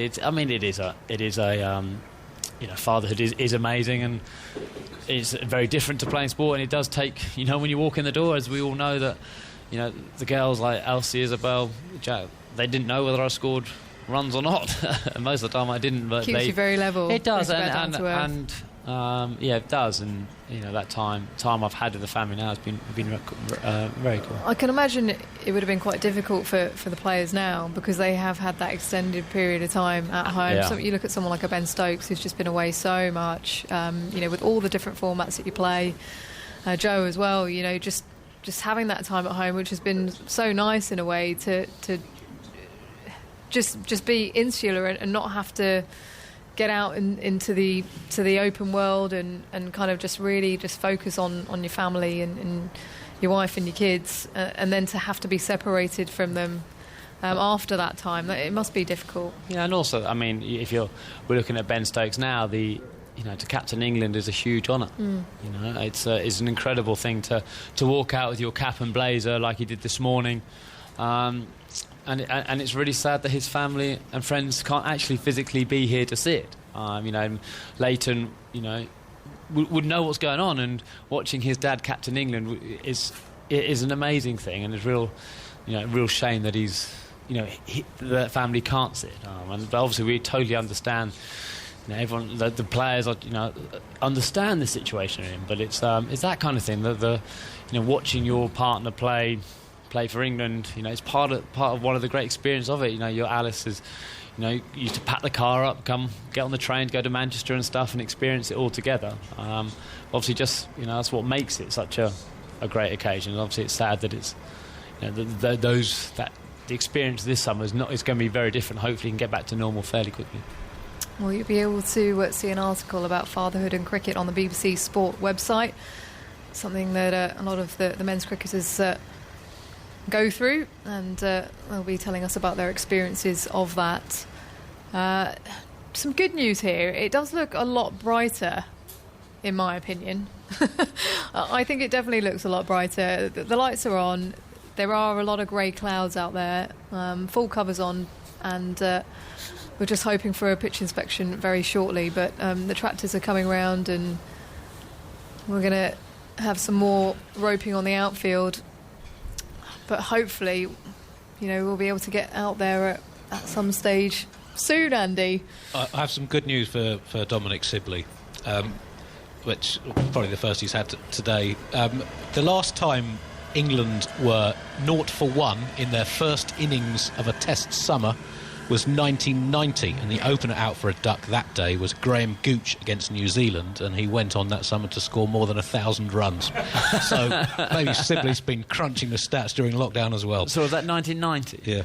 I think that is a story. I think Gucci scored 1,000 runs in a week or something as well. Obviously, it included his. You can check this. I'll check that in first class, because he got the 456. He got the in 456 the test at Lords in and 3-3-3 and 1-2-3. Did he get 100 against Old Trafford as well, like the next Test match? Yes, I think that's right. And then in between that, I think he went berserk for Essex as well. Now I don't know if this is one of those stories. I've got another one for you, Andy. Okay. I've only just finished doing your last one. He's drawn that.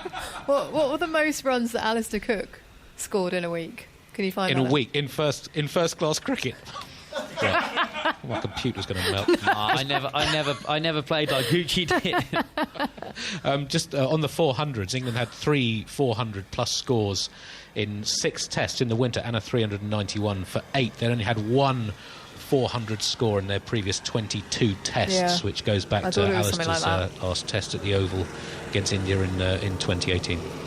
Yeah, it's something that they'll be keenly working at for sure, this England team. It will be difficult, though, given the conditions and the fact that they haven't got much cricket under their belt. But, Alistair, maybe you can tell us more about the mindset of opening the batting and wanting to score big runs, as in will come Simon Mann. We definitely want to score big runs. I think even if you're a number 10, you want to score big runs. No, I just looked at the groundsman here, and they've definitely put all the covers on, saying, if you want to play, can we play more than 5 minutes? We don't have to keep putting the covers back on. They've kind of got everything covered, but it is barely raining. I wonder if, again, umpiring by the radar, Simon, as you're trying to plug yourself in, umpiring by the radar, saying there must be a bit more coming because, it's not really raining, but there's not much movement going on. It does seem really strange, actually. You think they just should be playing. No rain at the moment, and no movement out there from the ground stop.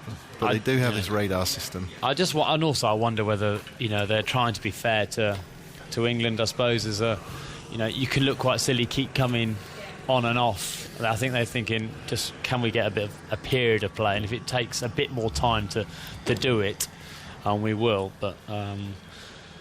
Here they come now. Alistair, actually, the umpires are on their way, aren't they? Richard Illingworth and Richard Kettleborough to inspect. I don't know what there is to inspect. You just need to look up and see if it's raining, and if it's not, get the covers off. I mean, it's fairly straightforward, but there we go. 3 for 1. Andy, I'm still doing Isha's stats. Well, she's run off. Well, what have you got now? No, I don't have a stat. I have a chastisement for you. I mean, this is your first day, and you're already knocking back the suggested statistics search that people are throwing up for you. I'm afraid it comes with the territory. It's like being out there facing Kimo Roach and Shannon Gabriel with a new ball. Yeah. Well, I mean, I've been told that to do scoring for TMS for the test match, I've got to grow a massive beard, and that's not really within my skill set, to be honest. So I have to get grumpy instead. Well, so we want 1,000 runs from Graham Gooch. That seems amazing. Now, 1,000. Are you sure about that, Alistair? So this is what I'm going to go with. And I don't know if this is one of the Essex legends. It's obviously not quite a week, because I reckon he got 4, 5, 6. And then I reckon for England. Then I reckon he went back and played a 3-day game and got 100, a big 100. I reckon he played a 1-day game and got another big 100. Yeah. And then I reckon he played that Old Trafford Test match. And so obviously it might be a bit longer than a week, but obviously as kind of stories go, so it could be 1,000 runs in 10 minutes, in 10 days maybe. But it's a bit like a lot of these stories. You're not quite sure how true they are, but while you have the great man on the computer with his pen at the ready, I might as well have checked it. Well, I'm just looking at his first class match. I took out the 1-day ones before the Lord's Test, in which he got the 100 and the cinch against India. He had 17 and 177 against Lancashire. LBW bowled Atherton, which must have stung, even with 170. So in the second innings he made 170 before the Lord's Test. Yeah, then in the Lord's made 333 and 123. The next first class game was against Nottinghamshire, 87 and 65 not out, and then the Old Trafford Test when he got another 100. So I think it's fair to say he was in decent nick. So if there's another, I'm trying to find that 1-day game, and then we can add those up over a period of time. Yeah, it's going to be something like 1,000 runs in 2 weeks, isn't it? Something like that, by the time you've knocked them all together. Because the legend of the story is, now I'm not sure that he went down to John Stevenson when he was playing at the end. He just said... Who was his... So he's only invited for Essex, and he just said, "I'm just bored, Stan." I'm bored. I mean, only the great man can score that. Even he, after telling us to score Daddy 100 after Daddy 100, could say, "I'm just bored, man." But the thing is, of course, you've got to make the most of it when it's happening, haven't you? Because before that, this year before that, he was getting out LBW Alderman week in, week out, wasn't he? Yeah, they changed the balls, didn't they? They lowered the seams. Yeah. And it happened to be a hot side. Not saying you still could get the runs, but it was just must have... When you got that, or not, there would have been an email there, but if you'd have looked at CFAX at that time saying the governing body are lowering the seams on the ball and making them flatter for you. You must have been licking your lips as an opening batter, thinking it's not going to bounce above knee high, it's not going to move. Because again, this is, you know, didn't a lot of people, 7 people get 2,000 runs? Well, that was the summer where at the Oval, is it Lancashire got 900? 900. You thought 700 in a 4-day game. Or was it a 3-day game then? Well, that's a good question, whether it was a 3 or 4-day game. There'll be people... I'd get the scorecard for that. Yeah. I'm sure they made 950. Now, this will test you whether it was like 9 or actually 600, but everyone's now calling it 900. No, they definitely got... Lancashire definitely got 900. Okay. They definitely got 900 in the championship match. Simon, you're falling for the classic modern exaggerations. Yeah, the social media world we live in. They only got 863. They got 860, did they? In reply to Surrey's 707 for 9 declared. I could have sworn they made 900. Anyway, 850 or 860 is not too bad, is it?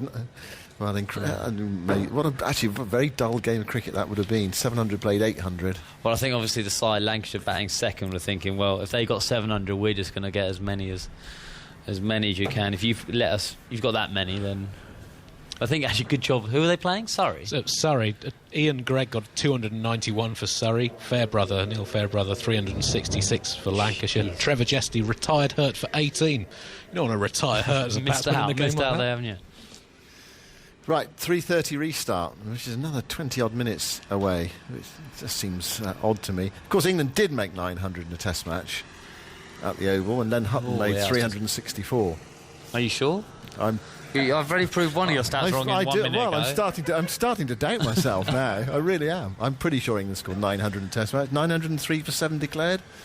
1938, is that right? Oh, Andy's given the seal of approval on that one. There we go, 900. But and there was that test. I'm sure there was a Test match. Sri Lanka made quite a few as well. They made 952 for 6. Is that when Sangakkara and Mahela got? No, they had a partnership over 600 against South Africa. The 952 game was when Jaya Surya got 340. That was, I think, in the late 1990s. How long was that gap between that wickets for South Africa there? I mean, I'll just put it in my in tray, Alistair. That's all right. No, it goes to the top. When I ask you a question, it goes straight to the top. Sorry, sir. They're rolling the covers off. It's brighter, but we won't get any more cricket for 20 minutes. If you have just been away and switched on again, it's been a really, really frustrating day. One of those days that only cricket can provide, really, in sporting terms, I think. 3 for 1 England after 4.1 overs. How many times have we been off? At least 3. And play starting at 2 o'clock. And you felt actually that, I mean, it's barely rained all day. I think that's one of the most frustrating things. It's barely rained. It's been just a spit of rain in the air, and it's kept the covers on and kept the players off the field. It's one of those, you almost feel if it hadn't been raining at 10:30 this morning, they'd started at 11, the toss, that we might have played through most of it. But every time, actually, I do feel for them, because actually when they have gone off, it has just got that little bit heavier, hasn't it? By the time they're off, it kind of lines up. If you're looking up now where it's coming from over the stand, it doesn't look great, does it? It doesn't look great at all. 3:30, it'll be raining again. The forecast is much better for the rest of the match. Not some rain tomorrow around, but the suggestion is that there'll be a lot more play tomorrow than we've had so far today, and then 3 nice days after that. So the forecast, the longish range forecast for Sunday is very good indeed. No cloud cover at all, but that's the way of it. England won the toss and they decided to bat first, and Sibley let one go from Gabriel and it clipped the top of his off stump. He was out for 0, and Burns has 2 and Denley has 1. England making 4 changes with Burns in and Bess and Archer and Anderson from their victory at the Wanderers in January. And West Indies side of Brathwaite, Campbell, Brooks, Hope, Blackwood, Chase, Dowrich, Holder, Roach, Joseph and Gabriel. We've only seen Gabriel and Roach so far. I think a further 10 overs have been lost, 53 remaining, and tea to be taken at 5 o'clock. So we'll be playing on well into the evening here at the Ageas Bowl. And we may get a decent chunk of cricket, but we certainly haven't had it so far. Michael Vaughan is here, one former England captain, replacing another. Just talking about captaincy, Michael. Ben Stokes Do you see him as the next in line? I mean, Joe Root. It's funny with Root, actually. You still think, in a strange way, you still think of him as being in his infancy as an England captain in an odd way. But actually, I worked out that if he takes England to Australia the winter after next, and he plays all the games between now and then, he will actually be the second most England captain. In other words, he would have led England second most of all England captains. So very experienced captain going to Australia, but you still think of him as slightly in his infancy as a captain. It's an odd one, really. Yeah, I think it's probably because I'm trying to work out why that is. I mean, he looks quite young. That's probably one of the reasons. I think the Test match team in the last few months, obviously before lockdown, South Africa, in New Zealand, I felt towards the end of the Ashes as well, that they found a method and a mechanism to play Test cricket that would serve them better, more consistent. And it was almost that it was the new start for Joe Root when Chris Silverwood got the job. It was so geared towards the white ball format, England winning the World Cup under Trevor Bayliss, Owen Morgan, when Joe first got the Test match captaincy, that you did feel that when Chris Silverwood got the job, and the message was very clear that they want to be more competitive against Australia in Australia. The last two times down under, they've lost 4-0 and 5-0. So I think it was almost like a fresh start. That's probably why we're thinking of him of quite a youngish captain. How many times do you think he's led England? Do you know? No, I'm probably thinking 34, 33. Yeah, 39 times. Wow. 120, lost 15 and drawn 4. So I reckon by the time he goes to Australia, if he plays everything from now to then, obviously it depends how many Test matches are played in the winter, because with COVID we just don't know yet. But if the scheduled games, he could be ahead of Michael Atherton, who's second on the list with 54, and Alistair Cook's the most experienced England captain, 59. You're on 51, and Andrew Strauss on 50. Yeah, it just depends on if he's successful in Australia, he'll carry on. But I don't see an England captain going to Australia and losing, and that'll be his third opportunity in an Ashes series, and he's not won any of the three. Obviously lost in Australia last time, he drew the Ashes last summer, but obviously Australia keep the urn because they'd won the previous one. I don't see an England captain surviving 3 without a victory, and that's probably when we'll start talking more about the potential chance that Ben Stokes would take over the England captain. I think in terms of white ball cricket, one-day cricket, if Owen Morgan decided that the T20 World Cup was his swan song and he moved aside, I think Joss Butler would take over the one-day team. I've just got a feeling with Ben Stokes that he will end up being a very good England captain. I just think with what he's coped with, I think sometimes being the captain, it's not all about just being the best player and being a very established member of the side. I think it sometimes helps that you've been through a bit of difficulty in your life, so you can almost cope with all the different individuals in the team that, one or two may be going through some strains away from the game that you have to cope with as a captain. You have to try and give them some advice. Obviously, being a high-class player, you need to be able to give the players of that stature some advice as well. And from what he's come from 2 years ago in Bristol to where he is now, I wouldn't rule him out being a fantastic England captain. And I've always said that I've always felt that all-rounders should make the best captains, because they know exactly what it feels like to bowl, to bat. They know how the body works for all the different facets of the game. It's just the kind of work commitments, isn't it? It's like, do you want an all-rounder to be doing all the media, the team talks, managing the individual players in the side? But you look at Jason Holder, the number one Test all-rounder in the world. He's a magnificent captain. You look at Imran Khan back in the day for Pakistan. So it can work. I think there's just a lot of pessimism in this country in particular, because it hasn't worked before for Andrew Flintoff and for Ian Botham. A mavericky style play. You could probably put Kevin Peterson in that category as well, and it didn't quite work for him. That shouldn't mean that it's not going to work for Ben Stokes, because completely different people, different times. I think if you're ever going to be an England captain, now's a great time to be one, because you do get so much support. We are seeing more in terms of the split captaincy. So you're not captain of every single format of the game, so you do get a little bit of time away from being the captain. So yeah, I do think that Ben Stokes, potentially after the next Ashes in Australia, could quite possibly be the permanent England Test match captain. Do you see a scenario where Ben Stokes might take England to Australia? Well, you can't rule anything out. I mean, I guess if England get blown away in this series and Pakistan see for them and then suddenly it doesn't go so well in the winter, I mean, it could. Yeah, of course, I think it's possible. But I think with the work that Joe Root and Chris Silverwood have done already, with the series winning South Africa, and I said it's been a better mechanism for Test match play in terms of the style of play that they're picking, the formation that they've gone with. Ollie Pope, the batsman at number 6, more of an old school top 3 to nullify the new ball, which has allowed Joe Root to come in a little bit later, and Ben Stokes also.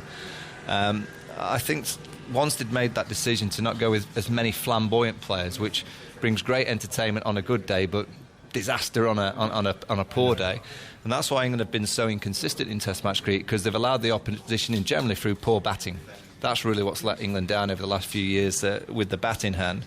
I'd be surprised if Joe Root's not captaining England in Australia in a year and a bit's time. And after that, we'll be deliberating and talking. I guess the longer you do the role, every Test match loss always gets analysed that little bit more so, particularly if, say, the team play well here this week and Ben has a good Test match himself. I guess a little bit of pressure comes onto Joe Root's team. But I would be surprised if Joe Root's not the captain in Australia in a year and a bit's time. Also, as well, I mean, you experienced it. There comes a time when it's time to give it up as well, isn't it? And Joe Root's perfectly capable of playing on. There have been some captains who've got to the end of their captaincy career, and it's quite hard then to stay in the side. But with him, you'd think he could still play on for many years after giving up the captaincy. Yeah, and again, that's it's completely down to the individual. I mean, we're not really in an era where England captains get sacked. I don't remember the last one. Maybe Kevin Peterson was the last one to and I don't think he was probably asked to move aside. I don't think we're not in the era where players get dropped. So you're not going to get sacked as a captain. You kind of get just moved aside, or someone has a quiet word in your ear. Look, Joe's a great kid, and if the Ashes doesn't go so well in a year and a bit's time, I'm sure he'll be the first to hold his hand up and go, probably pass it on, and he'll carry on playing. He's not like Alistair. Once he gave it up, he's the perfect senior pro to have in the dressing room. Not going to step on the new captain's toes. He's not going to be bitter and twisted. He'll just move aside and get the bat in hand. And whenever that time comes, it's always it's always disappointing as a captain that that you're potentially not going to captain England again. But if you've done it for a few years, you kind of go home and sit in your nice armchair with a nice glass of red and go, thankfully that's over. Yeah, I can imagine that. Yeah. Just give an insight. How much does it take over your life, or how much do you have to sort of battle it not to take over your life completely, or can you just not resist that? Well, I think it's hard for it not to. I mean, it is 24/7, 7 days a week, or it was for me, and maybe that's why I got drained quite quickly. And I wouldn't advise a modern captain to do it that way. I think it's important that you have time away and you have, days and weeks where you can actually manoeuvre yourself from being the captain and, doing all 3 formats. I look at the likes of Virat Kohli that do all 3 formats, and his energy levels are so high anyway. How does he do that, and to keep his performance level to such a great standard? It's remarkable, really. It's difficult. I think now, as I said before, it's probably the best era to be the captain, because there are so many backroom members around that do a bit of the work for him. I'm not saying they do all of it. Give us an example of what you mean by that. Well, how different it was when you were doing it. Well, it's not a great deal. I mean, I was lucky. I had Duncan Fletcher was fantastic as a coach for me. A lot of the backroom team did lots of. Oh, hello, Ellie's just brought me a lovely cake. Oh, forget the captaincy, Simon. Let's just talk about cakes. This is delightful, Ellie. It's a lemon drizzle. It's a lemon drizzle. Oh, thank you so much. We're not allowed to receive cakes during these lockdown Test matches, but Eleanor made it herself, so that was allowed. So we're very grateful for everybody that does send them in and make them. The fact that you would spend time, an hour of your life to make us a cake, we're immensely now to get yourself proud on of the that, bake-off. But that's magnificent. So we can't accept cakes, but Eleanor has made one. If we are breaking protocol, Simon, who cares? It's a lovely cake. Oh, Right, anyway, back to the captaincy. Yeah. I'll just tell everyone, it's 3 for 1 after 4.1 overs. Rain stopped play about half an hour ago. We are going to start in 9 minutes' time. Look at Cookie, he's straight in. Tufnell, he was straight in. Well, Cookie's okay because he was in the gym this morning, so he's burnt it all off. Which obviously means you were in there because you saw I wasn't. him I was told he was in there. Okay. No, I think you look at someone like Phil Neal, the manager of the England team, the logistical manager. Does so much work for you. If you need anything doing, there's trainers, coaches, psychologists. You really are having a time where, and I think rightfully so. I think the game now is more aware that people can open up to having a fragility about them. So if you, as an England captain, woke up on a Monday morning, you thought, you weren't quite on it, there's someone that you could ring and say if there's any kind of advice. And I don't think that is looked upon as anything but just normal now. Whereas back in the day, I think it'd have been, get on with it. What's up with you? Right. Okay. I think there's a more maturity about what it brings. And, the media manager, Danny Rubin, I think he does a tremendous job. I think he keeps the team normal. I think he keeps the captains normal, that he understands exactly how the media work, because that is, the one element of the job that can drain you and it can get you down at times. But I think Danny Rubin's the kind of media manager that I had a good one in Andy Warpole. We had good fun, and I think Danny Rubin's very similar. That he doesn't take it too serious, and I think that's what you have to be as an England captain. That sometimes it can be so serious and a little bit stressful, and if you've got someone just saying, just smile. Just smile. It's only a piece of paper. It's only someone else's opinion. It's nothing that you can control.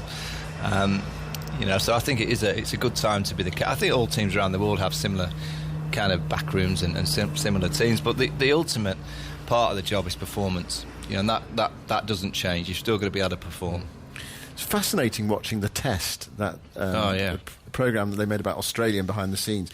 The day after that Headingley Test match, they had that team meeting. Those who haven't seen it, it's really worth seeing. Some bits of it sort of feel a little bit PR-ish, but some are definitely, the real thing. You get a real insight. Justin Langer kicking the dustbin and then putting the rubbish back in. That's brilliant. It was fantastic. He actually said that he wanted that bit taken out, and they said no, that's such a brilliant moment. You've got to keep that in. Let's persuade him to keep it in. But that moment where the day after they have a team meeting, and Tim Payne is like, the captain of Australia, is really under the spotlight because basically they say, why did you make that? There was a fielding decision, wasn't there, where they didn't bring the field in and they allowed Stokes a single towards the end of the over, and Justin Langer is going mad in the box, going, what's he doing? And it's fascinating to see the captain in that meeting really it felt like. I actually felt quite uncomfortable watching it. I don't know how you felt as a former captain. Well, I thought it was great. I mean, there's two documentaries that I watched a couple of times during lockdown, The Test and The Last Dance, involving Michael Jordan. I just thought there were tremendous insights into, the team of Australia, what they came back from in terms of, obviously, Sandpaper Gate in Cape Town. Michael Jordan, just obviously the legendary basketball player and what kind of he was made of. But what I really liked about the Test was Tim Payne, when they lost at Henley, it must have been about 20 minutes after they lost, he made his speech in the dressing room, and he was very calm, very calculated, and he just said to his team, if we stick to the process, all right, this has gone wrong, if we stick to the processes of what we've come over here to do, we'll win the last. Whether he believed what he was saying, because I used to say things in team meetings that I didn't believe myself. Like? Oh, loads of stuff. Like after 2005, the first test, don't worry, that's just a blip. I drove back to Sheffield thinking it's going to be 5-0. But I had to try and calm the team into believing I was really positive, and this captain that believed everything was possible. It's nonsense. I had loads of doubts. Never thought we'd come back. But, that kind of understanding as a leader in that position, that you can look around your team and see that there's huge disappointment.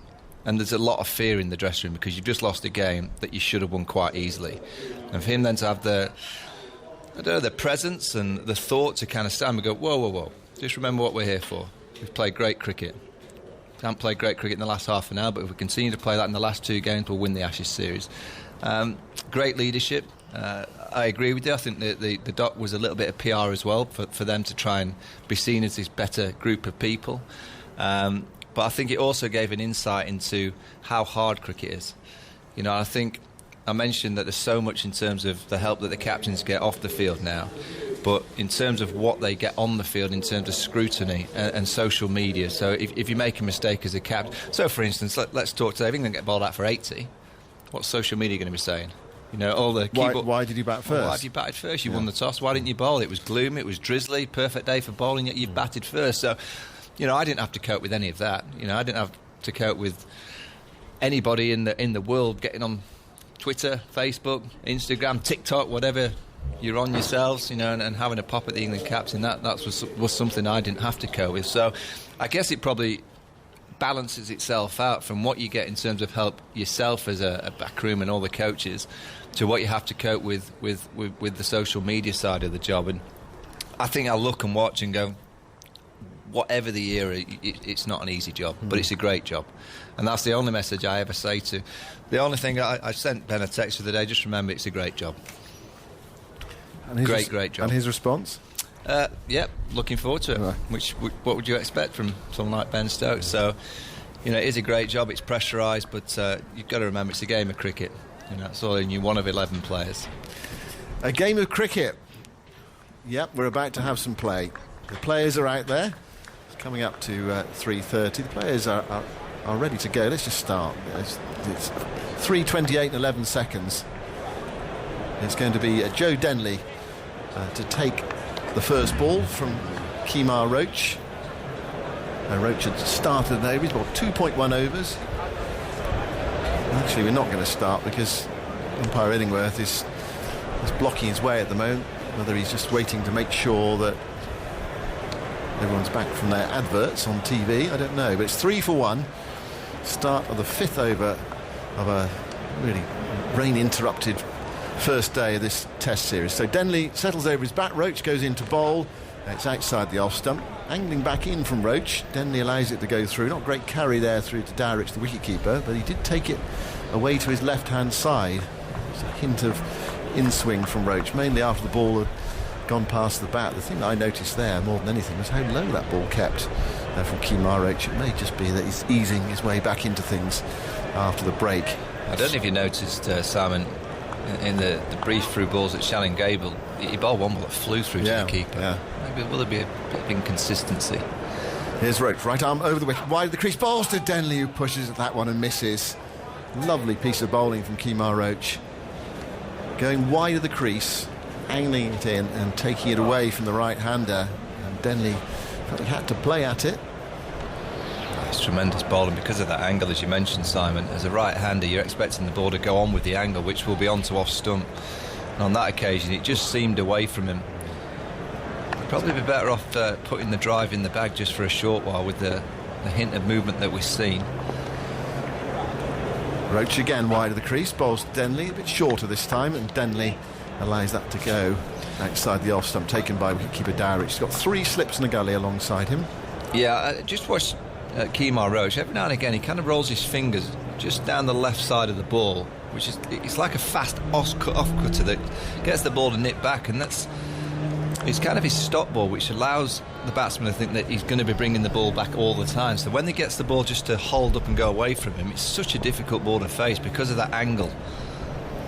Roach goes in and then loses his run up, and Denley moves away. Dead ball is signalled by umpire Illingworth. I think we need to get Ellie on Bake-Off.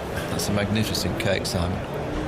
I mean, an athlete like yourself won't be having a piece, but I'd recommend a few in the box. Will be. I don't know about that. You can have a piece? Yeah, I think I will. That's very nice.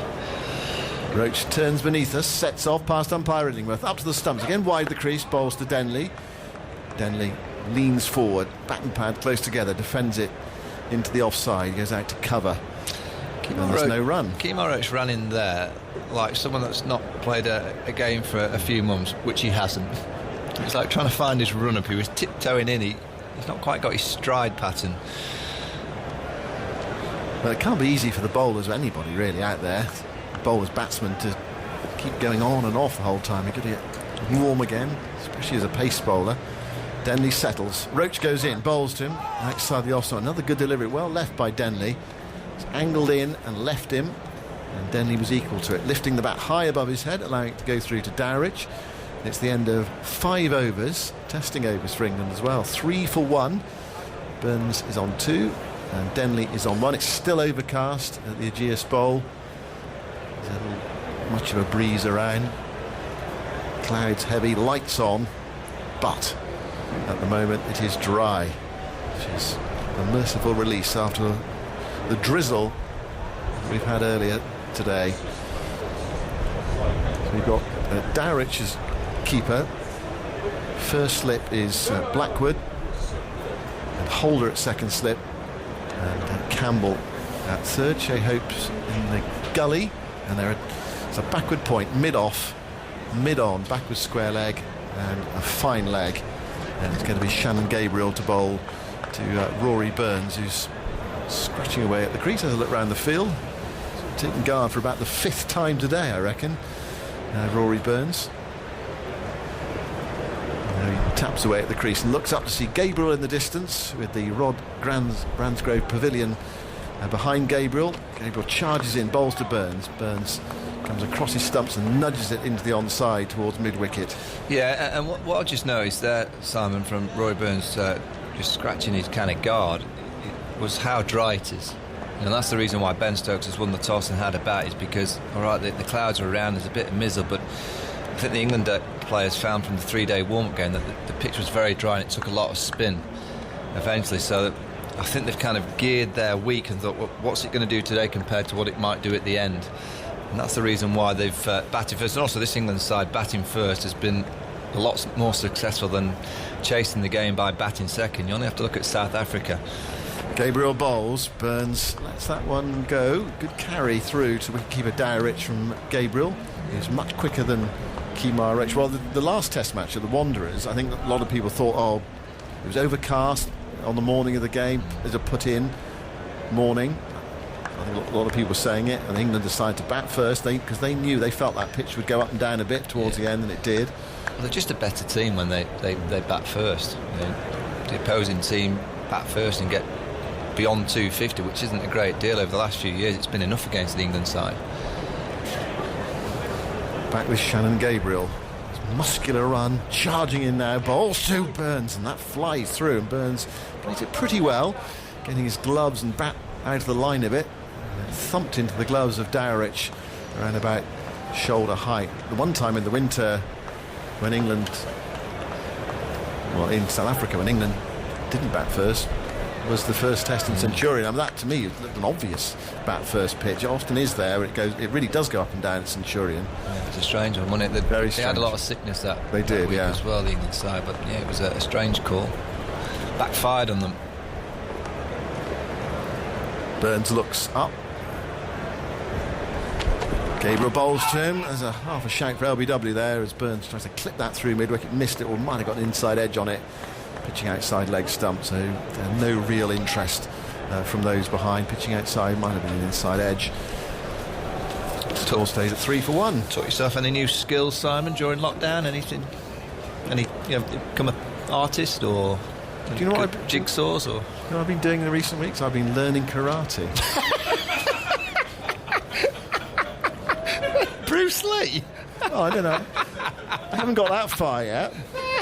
Well, what colour belt have you got? No, I've got you've got a black belt on. This is Gabriel bowling to Burns. That's on the pads. Clipped through mid-wicket. It's going out towards the boundary. Big chase for square leg. It's gone for 4. First boundary of the summer. Scored by Rory Burns. A free ball, really, from Shannon Gabriel. Drifting onto the pads of Burns. He's still got to deal with them.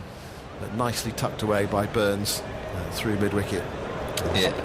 That's where he wants them, isn't it? That's what he plays for. He gets over to that off stump, wants them on his pads. I'm surprised that Gabriel's not doing what Kimo Roach is doing to Rory Burns, and going around the wicket. Don't generally bring the ball back into the left-hander, so around the wicket the angle will be angled towards the stumps and just shaping away from the outside edge. Can't see how he gets an LBW from over the wicket with this angle. Lovely timing though from Burns.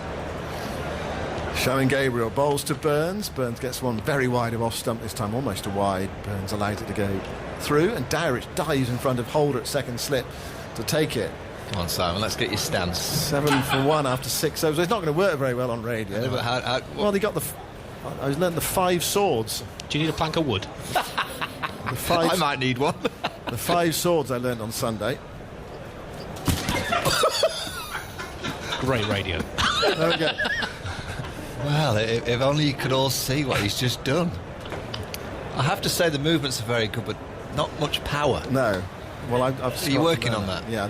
It's all timing now. It is a lockdown thing because my brother lives in Los Angeles and his son does it with him, and they've been doing it a lot during lockdown. Here is Roach bowling outside the off stump. Then he leans forward and lets it go by, and my daughter's quite keen on doing it. So what we decided to do was we did it from London on Zoom with them in California, and they're part of a gym, and the gym is just beginning to open up again. So that's how it's happened. Very good. And do you get, fully kitted out? Do you have the outfit? Not yet. I haven't gone that far yet, but that's the next step. And where where's this going to take you? Is it going to take you to competition? 7 for 1. Here's Roach bowling to Denley, and Denley's struck on the pad there, just angled it in from Roach. Hit on the thigh pad, a yelp from 1 or 2, but no realistic chance of an LBW there. And the ball went away into the onside. Who knows where it's going to take you? But you're going to go for your belts? Well, I'll keep on doing the Zoom calls and learning the techniques. Oh, good on you. It's really more for my daughter than for me. So encourage her. She's obviously better than you, yeah? I think so, yeah. Quicker, yeah. Yes. I hope so. She's 12. She's picking it up quickly. 7 for 1, 7th over of the day. Roach bowls outside the off stump. Good lead from Denley again. One of those that you might be tempted to play at. Yeah, it was just slightly short of a good length, which made the lead that little bit easier. You can get the ball just about a yard fuller, Kimo Roach. That's when it becomes very tricky as a batsman, because you know that the ball will be passing the stumps at a height that could rattle them, as we saw from Dominic Sibley facing Shannon Gabriel. Tremendous bowler, Roach, average of 27, 193 test match wickets. Great success against England. Roach bowls to Denley, and Denley gets one that bounces a bit more than he expected. Almost if it stopped in the pitch. He tried to force it through the offside. He went looping away into the onside. An odd one, really. Picked up at mid-wicket. It's an interesting one, Denley. He's 34 years of age, into his 15th test. Yet to score 100. Average of 30. So he's done a job in terms of nullifying the new ball. That's pretty much what he's done over the last few test matches. But in the back of his mind, knowing that Joe Root's coming back next week, I feel that he'll need a score this week. Roach to Denley. Fuller. Denley leaning forward and allowing it to go by. Then with the angle, Darrich effectively took that way down the leg side, going past the off stump of Joe Denley. 7 for 1. You feel that these conditions will suit Jason Holder's bowling. Very consistent. Tall bowler, he bowls full, he hits the stumps, he gets a lot of LBWs. Presents the seam nice and upright so he can get the ball to nibble either way. Roach turns. Past umpire Illingworth, goes in now and bowls to Joe Denley, and Denley is beaten. Darrich throws the ball high, but he knows that Denley is not nicked that one. It was almost too good for him. Angled in and left him. Fine delivery. He's a bit wider of the crease on this occasion. He comes quite wide anyway, but he went even wider on that occasion. Tremendous start for the West Indies. 7 overs. England just getting themselves to 7. Just that one boundary. Karate for Simon. Man, I like it. What have you been learning? Anything? Gardening. Gardening. Yeah, been mowing the garden. A little bit of painting. Your garden, presume you have to get a tractor, do you? No. Big? I the first couple of weeks of lockdown, I actually got the mower out. It's the first time I've mowed grass for probably 30 odd years. The last time was in the 80s when my dad made me with the fly mow. I've changed. Enjoyed it. Nice outdoors and doing some nice stripes. Shannon Gabriel bowling, very full, dug out by Burns. Goes away towards backward point. Not that hard. No run. When you see all these lovely stripes, I thought, oh, groundsmen, they're so brainy. Look at what they can achieve. It's not that difficult. You only really appreciate it from a distance, though, do you? Yes, and it doesn't last that long. No. A couple of days later, and you look, better get back out there again. Lots of Reserve England players strolling around, and You have to have a double take to see which is which. They've got some hairdos on them. Jimmy Anderson's got a head of hair. I know he's playing in the game, but it looks like he might have added a bit of colour to his. Jimmy's gone a bit darker. What are you trying to say, Michael? I'm saying here's Gabriel on the hip of Burns, turned away to backward square leg. Is it Grecian 2000? Well, that is one product you can't use, I'm told. Yes. Back in the day, Simon. 7 for 1. Burns on 6. Daniel, this is the longest passage of play we've had so far in this day's play. Right. Well, it feels like it. Yeah, we had 3 overs, then 7 balls. So we've now had 3 overs and 1 ball since the restart. Television's just highlighted how the West Indians are shining the ball. Obviously, you're not allowed to use saliva, so they're just getting the sweat off the brow and they're putting it on the ball and they're shining it exactly as they would have done on the pants. Gabriel to Burns. Burns nudges it into the leg side. Sets off a quick single, short of square leg, and gets it as well. That's neatly run from Burns, well judged. And England go to 8 for 1. I think that's the way England should be playing. I think on a sluggish wicket with a bit of movement, particularly left-hand, right-handed, they can just rotate the strike, try and bring the West Indies fielders in, and then you might get the opportunity to knock it past them. Look at square leg, he's 3 yards behind, quite deep, cover point quite deep as well, so there's plenty of space for the single. Now Denley to take on Shannon Gabriel. Same field, 3 slips in the gully. 2 saving, 1 on the offside, 2 on the leg side and a fine leg. Zari Joseph feeling the cold down at fine leg. Gabriel bowls a bank, so we haven't seen many of those. Denley ducks underneath it, taken by a leaping Dowrich down the leg side. Sharp. Yeah. 89.2 miles an hour. Well, Gabriel's been one of the quickest bowlers in Test cricket over recent years, since the start of 2016. Out of bowlers who've bowled at least 200 overs in Tests, he has the 4th fastest average speed. Mitchell Stark way out in front, averaging 89.4 miles an hour. Then Pat Cummins and Mark Wood, although Wood's been quicker in his last couple of games, and Gabriel at 86 miles an hour. It's average speed. Surprised Archer isn't up there. This is Gabriel bowling, another bouncer. Denley's underneath that as well.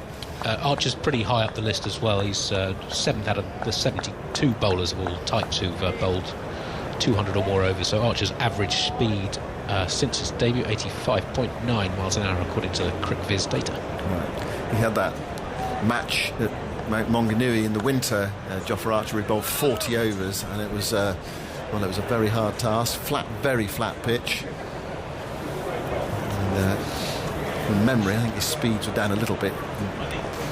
Some of those spells, not surprising as well. They bowled so much. Really hard toil for England in that Test match. 8 for 1. Last ball of Gabriel's 4th over.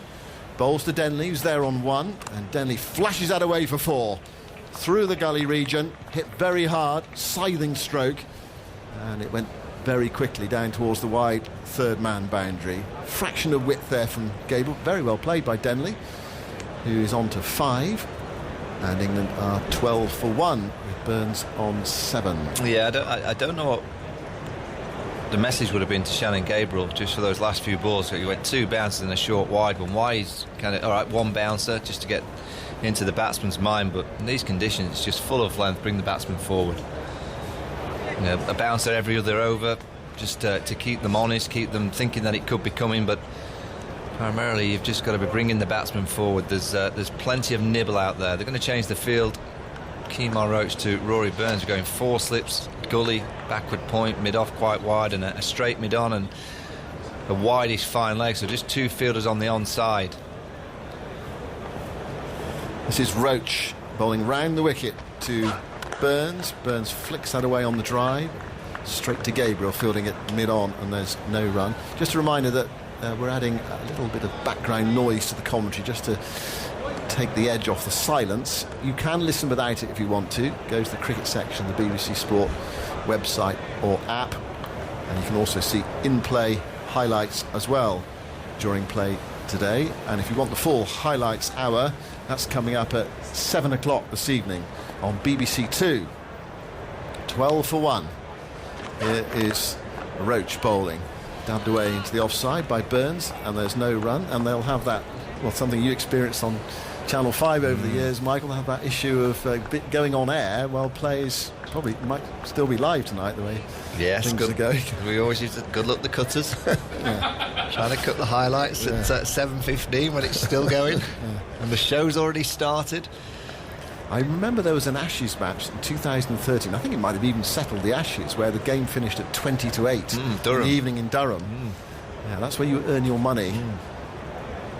There's Roach bowling outside the off stump. No stroke from Burns. Yes, through low to Dowrich. So far, Kimo Roach, sometimes when a bowler goes to a 70 field, 7 fielders on the offside, just 2 on the onside, he can go a little bit wide of the off stump because he's fearful of being hit on the onside because there's so many vacant spaces. But so far he's been very good. The first 2 deliveries Rory Burns had to play. The next one was just a little bit wider. A good lead from Rory Burns. So far so good for Kimo Roach. 0 for 1 from 4.3. Here is Roach with 4 slips in the gully and bowls the left-handed Burns, and angled in, left him, balloon through to the wicketkeeper, fraction short there. Burns didn't have to play at it, lined it up well. Yeah, again, as a batsman in these times, these conditions, I think I'd be saying to myself, right, just try and see off Kimo Roach. Try and get him out of his first spell. How many overs can he bowl? Obviously, with the lack of cricket for all the players, so you're going to bowl 6 or 7 max, and then you might get more of an opportunity. Goes in now and bowls to Burns. That was a good delivery. It scuttled through to Dowrich. It was angled in, kept low and swung away. You can again you see the captain Jason Holder giving the ball a good polish. Just a little bit of swing. The lacquer will just be starting to be removed from the ball, so we might see more swing in the next half an hour. Well, that was all sorts of things going on there. Rory Burns nonchalantly let it go, but it wasn't that far away from off stump initially. Again, lined it up well. Roach moves in, bowls to Burns. He's with him now, and Burns is quietly into the offside, damn it down towards backward point into the gully. And there is no run, and it is the end of the over. 9 overs being bowled. We've got a mass problem here. 12 for 1. We've got a mass problem. It's broken. We've got to wear masks, haven't we, when we're 2 metres? Just got to have a bit of TLC. It's time for Jonathan. Jonathan's coming in. Oh, Jonathan, he's been doing some steps today. He's around the ground in his mixed zone. 2 or 3 times he's been over there. He's got his step counter on.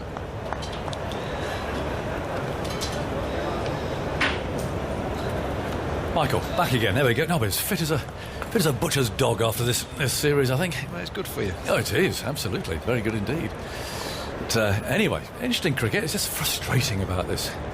The weather and the constant threat. 12 for 1. Denley is on 5. We've got Gabriel charging in at him and bowls a ball that actually climbed quite sharply, but relatively slowly. It was a tennis ball bounce, and Denley flinched and played it away, but it's one of those where on a quick pitch, that might have been a really brutal ball, but he was able to get up on his toes and turn to leg side, and now he's tapping away patiently, waiting for Gabriel to begin the long walk back into the distance towards the woods behind the Rod Bramsgrove Pavilion, which dominates the far end of the ground. West Indies dressing room to the left of it, and England's to the right, and all these reserves, of course, I can't call them teams. I mean, there's squads now, all with ready-made replacements just in case a player in the match falls ill. Gabriel bowls outside the off stump, nicely left by Denley. That hardly carried to Dowrich. And Gabriel's looking at that saying, I'm sure I hurled that down at about 90 miles an hour, but it just bounced in front of the little keeper there. We've seen a few of those, Ageas, haven't we? We've seen 1 or 2 that's flown through as well, so there's an indication of, again, why England have opted to bat first. They feel there's a lot of dryness under the surface. Obviously the overhead conditions would have made it a tricky decision, but I think that in the grand scheme of things, I think they've made the right call.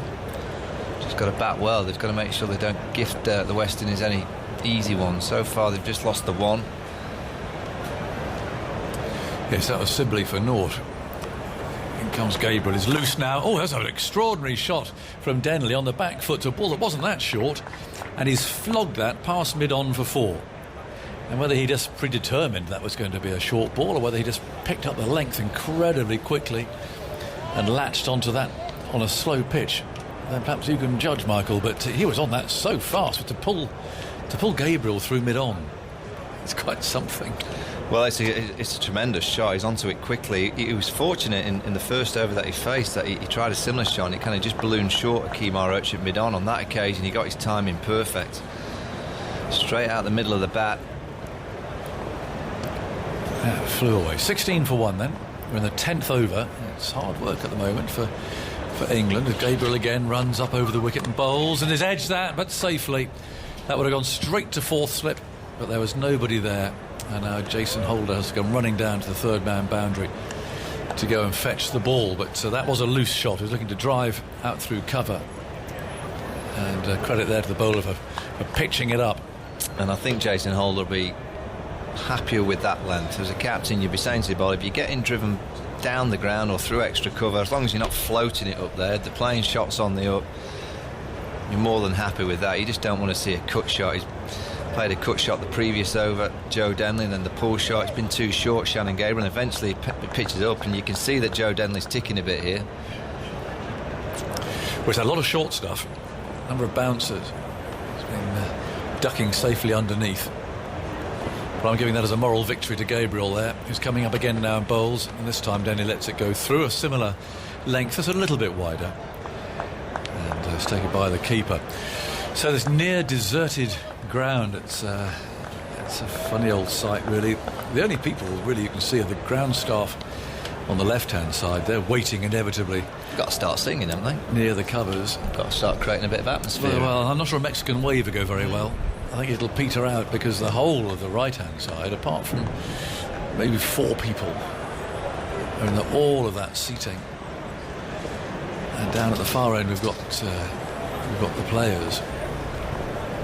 Otherwise, really, apart from television camera operators, that's it. Gabriel wider of the crease this time, bowls Denley nicely forward, plays a very correct-looking defensive shot, which is fielded at mid-off in juggling style. Spider cam we can obviously see against the white seats, heading off to the left determinedly, out towards the scoreboard. But, yeah, it's a funny old atmosphere, really. It is such a picturesque ground, this. Set in this bowl with the golf course on the left-hand side. But actually yesterday we're allowed to walk on there, so it's a very nice stroll around. I had a few steps in yesterday morning. Saw Tim Peach running, one of our producers. And is there a buggy path, or do you walk on the ground? There is a buggy. Well, I just walked. Yeah. But disappointingly for Tim, I thought, was he got quite a sweat on. It was a very beautiful morning yesterday. I don't know if it was up in your part of the world, but yesterday here was a really perfect, very warm morning, and Tim was out running. He ran past me, and goes Roach, bowls outside the off stump, no stroke. And then, of course, as you know, you've got to come back and have your temperature checked immediately to make sure you're okay to back into the hotel. And you'd think if you'd put the yards in properly on that sort of run, you'd fail, wouldn't you? But no, he was ushered straight through. Thank you, sir. In you come. No, temperature fine. Yeah, so I think it was slightly humiliating for him. Yeah, I think the fact he was sweating may have to something of the overindulgence of Wickham making the playoff final. He was happy, wasn't he? Fan, yes. He was happy. Roach round the wicket, moves in, bowls, and that's nicely left by Burns. The angle again, despite coming round the wicket, is just getting the ball to hold up a little bit. It's teasing Burns rather outside the off stump. But he allowed that to go through to the keeper once more. Well, I think there's a really bad lockdown experience potentially coming, isn't there? Because there's Tim Peach with Wycombe Wanderers, and there's our Henry Moran, Oxford. Yeah, aren't they due to meet? Yeah, Monday night. I think that's between the games. Yeah, I think so. Oh, thank goodness. that could have been ugly. The winner-take-all situation, isn't it? Jason Holder's just had a word with Kimo Roach. I'm not too sure what he'd have said. And he goes and bowls to him, and gets full, and again just drifting away. Hasn't quite got the line. Burns once more watches that go through. I think since he's turned to 7-2, he's packed the slip cordon with another slip at 4th grab and taken his square leg away. He's almost bowled a little bit too wide, particularly this over, it might be worth him bringing cover point across them. If you want to keep your catches, that's fine. Say the Rory Burns, if you're going to play a drive, the cover point is available to you, but I think what the West Indies need is Kimo Roach to make the batsman play. Yeah, get him driving, really. Roach again bowls to him. Now he's overcompensated this time, and that's down the leg side. It often happens. A bowler can be in beautiful rhythm, bowling with a 6-3 offside field, and everything's great, and you just get a little bit too ahead of yourself, a little bit excited. Say, come on, let's put another man in, and suddenly the bowler thinks, hang on, I can't bowl straight, because I just get nudged away into that gap that's appeared, and it's very easy to push it too wide. Holder's got his hands on his hips, so he hasn't bowled yet. Now he's crouching. That's a better ball, round about middle and off, but he can turn that away into that square leg gap. Durrich fields. Burns nicks a single, comes up to this end, and it's 21 for 1. Burns has 8, and Denley has 13 on a frustrating day, really. Certainly with the weather. I mean, it's great this game's going ahead. It really is. It's just, if only the weather had been kinder. It's kept the ground staff on their toes. They've worked very hard. Covers on and off and on and off. Roach on his way. Bowls. That's just comes shaping slightly towards Denley, but once more he's a very compact, very tidy looking position there with a beautiful straight bat as he defends that. It does look good. It's fielded by the bowler. There's no run. I've been waved at from way on the right hand side of the room. I need to get a long snooker cue. Yes, give us a prod. Yeah. On Joe Denley, since the Headingley Test last year when he made a crucial 50 in that second innings, including that game, he's averaging fractionally under 35, but he's been dismissed once every 95 balls. He's been one of the hardest England batsmen to dismiss over that span of England's last 10 tests. Prior to that, in his first 5 tests, he averaged just 23 and was out every 46 balls, so he's been twice as hard to dismiss. He scored a lot slower, so it's almost like he made a conscious decision to rein in his game, and he's been a lot more successful and harder to dismiss since then. Well, showing a good technique today. Up there in the non-strikers end, a change of bowling. Alzara Joseph, the Antiguan fast bowler, is coming on from the pavilion end. Up he comes, doesn't run very far, and bowls on the leg stump, and that's worked away by Burns. It beats square leg, that'll go all the way to the boundary on the right hand side, just to a smattering of applause from the England dressing room area. And it goes, it's not like watching cricket on the subcontinent, where if the visiting team does anything good, it's completely silent, isn't it? A fast bowler can rip stumps out of the ground, be the most spectacular thing you've seen, but if it's a home batsman, it's complete silence, isn't it? And likewise, the most immaculate cover drive, silence. That's a nice shot, wasn't it? Yeah. Just flicking a thigh pad high delivery to the boundary. That's his strength, Rory Burns. That's all he's got to do. He's just got to stay in that bubble, just to make the bowler come to him. Don't go chasing anything. And he may get some scoring opportunities now. The first change. Also, Joseph, a talented young quick bowler. He can offer you up some nice opportunities to score as well. Comes once more on the leg stump. Let's turn this time straight to mid-wicket. Have you heard the breaking news about Simon Mann, what he's turned his hand to during lockdown? No. I bet you can't guess. What do you think Simon Mann has... This is a very good question. So, for instance, I'm now very good at mowing the lawn. That's my lockdown speciality, yes. Right. Simon Mann, what do you think he is now I think he an expert at? He may maybe cooking. Nope. Joseph over the wicket, bowls, and that's turned away out to square leg, and there's no run. Stand-up humour? Absolutely not. It's more of a physical activity.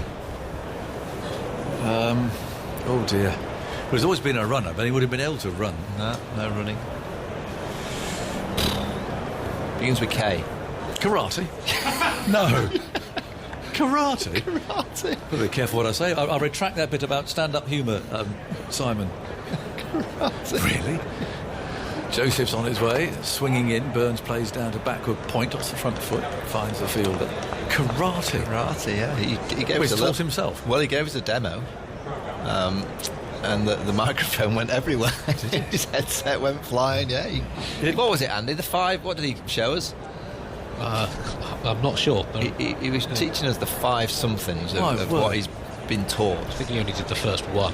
Yeah, then it all went a little bit better. Chopping through planks of wood and so on. I think we'll have to get him some, yeah.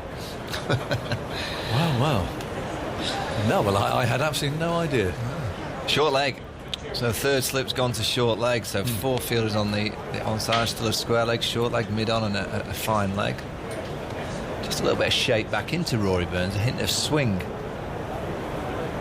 Well, Burns has looked at the field, now he's gripping his bat quite hard. 2 slips of gully, up he comes, bowls outside the off stump. Burns lets it go by. Well, the result of my lockdown experience will be heard at the next match. I've teamed up with Carlos. We all got to sing a verse, haven't we? Have you done Jerusalem? Have you recorded? Yes, I have done one line, yes. And have you done Rally Around the West Indies? Not yet. Well, you're going to have to do it because as you know on the big screen, there's going to play. Well, Carlos, I mean, mine has been ukulele. So Carlos and I are teaming up to sing Rally Around the West Indies on the ukulele. I look forward to that. Yeah, so do I. Here's Joseph, and he bowls, and that's pushed away out towards cover. There's a couple here on offer, I reckon, because Roach is running round from mid-off to go and pick that up. About 5 yards in, maybe. They come back for 3, in fact. The outfield's quite slow out there. Nice controlled push from Burns. I reckon Carlos will have a lovely voice. Those real gentle, Obadian voices. I think he'll sound good as long as he don't get too calypso with me, Carlos. That's my only worry. He might get a bit carried away.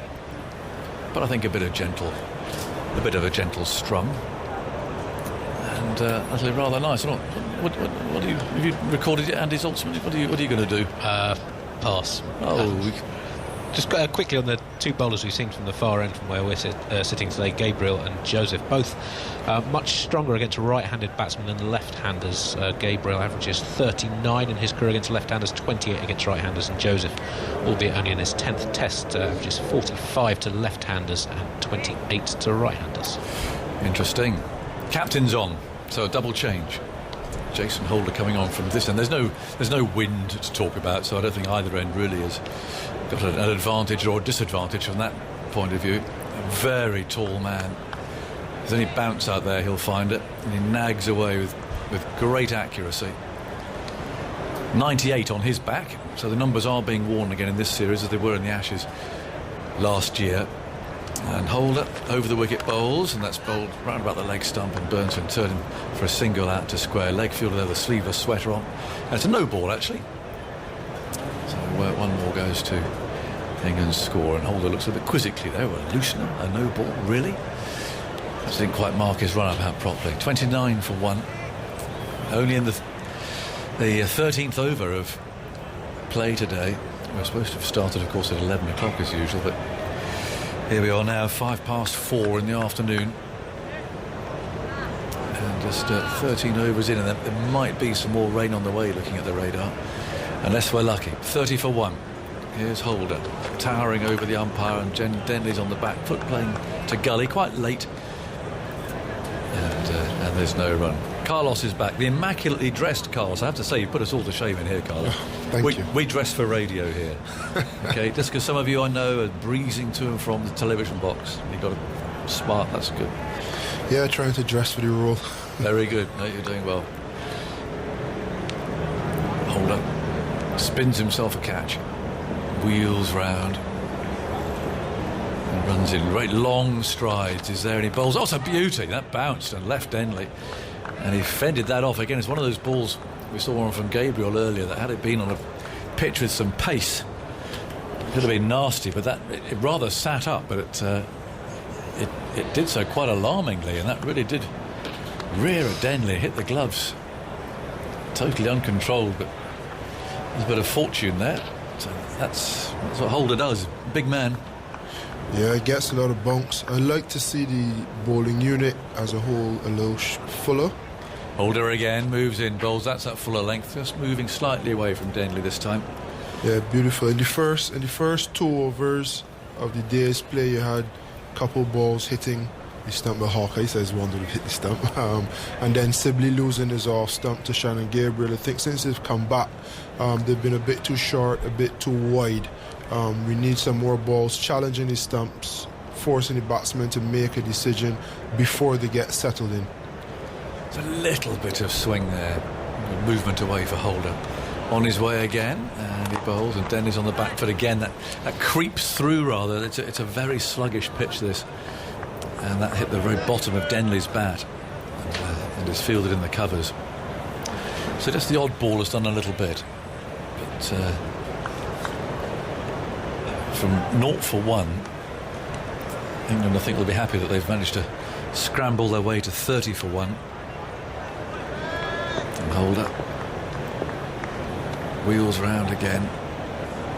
He's there now over the wicket and bowls. That's a nice full length. Then is forward, and that gets the inside portion of the bat. Head over it, and the bat pretty straight, but still the ball managed to run out towards mid-wicket. Low hum of an aeroplane. We're quite near to Southampton Airport here. In fact, I can see it now. I think it's just taken off, coming over the woods on the right-hand side. Really reckon that's after? Well, I don't know. If I turn my phone on, I could probably tell you. I've got one of those things that identifies, but it doesn't sound like a big jet. I don't think it's going to Barbados, I'm afraid. It's Holder bowling outside the off stump, maybe going to Guernsey or something. I think there's a lot of what Southampton does of Channel Islands and things. Off it goes into the cloud, which is low,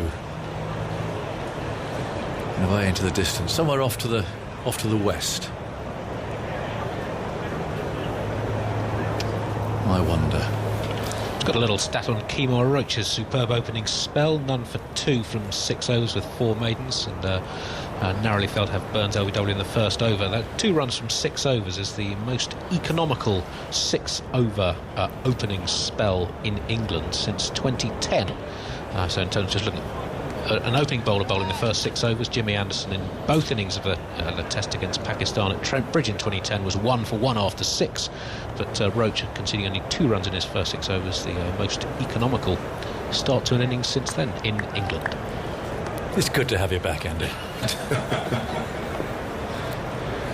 Here comes Joseph over the wicket, and he bowls the left-handed Burns, who carves that just past point. Was that controlled? Hard to tell. It was in the air and it flew past the fielder very quickly. It was certainly wide and asking for a little bit of trouble, but I just wonder if that was absolutely where Burns was intending it to go. But he's got 4 runs for it, and there haven't been too many loose deliveries to capitalise on. I was watching it again. It was hit in the air at some distance from the fielder, I think. 4 more to Rory Burns, 34 for 1. England choosing to bat first, despite these cloudy conditions. Your aeroplane's coming back by the sounds of it. I think he may have had enough. He's got lost in the cloud. There's Joseph over the wicket, bowls, and Burns this time chops the ball down to a fine gully. Picks out the man there. There is no third man, but straight to the fielder, who fields and immediately thrusts hands into the pockets. Yeah, still a little too wide again. It's not the strength of all bowlers, but I love to see him come around the wicket and challenge the stump a lot more, similar to what Kimo Roach, or how Kimo Roach should have started the innings. Force him to make a decision if to play, if to leave, knowing that it's dry, knowing we've seen a few balls keep low. Force him to make a decision a lot earlier. Joseph again, a springy run, bowls very full, and Burns played at that. Chasing it rather, the ball was very full, quite wide, and still lured him into the drive. He was lucky there not to edge that through to the keeper. That'll make Joseph feel a bit better, I think, to beat the bat and have a moral victory.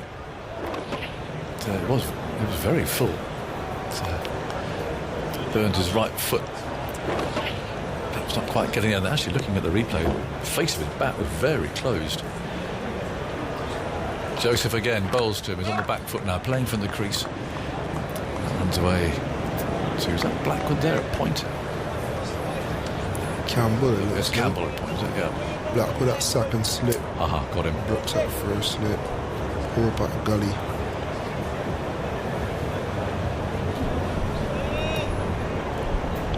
Joseph walks back slowly to the start of his run. Doesn't run a long way.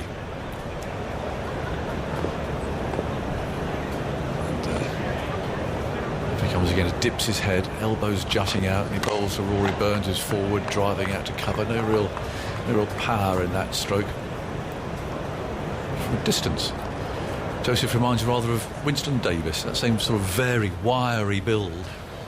Yeah, he's put some muscle on, but still tall and lean. Looks almost like a sprinter. To battle with Winston many a time back in the day. He was very, very slim man. You come across Winston? No, not really. Oh, he's quick. He was quick, but very, very wiry. Here's Joseph bowling, and Burns pushes away down to gully. It's the end of that over at 34 for 1. 14 overs being complete. Oh, Winston's back. Winston's in the building. We've seen him, the cocker pup.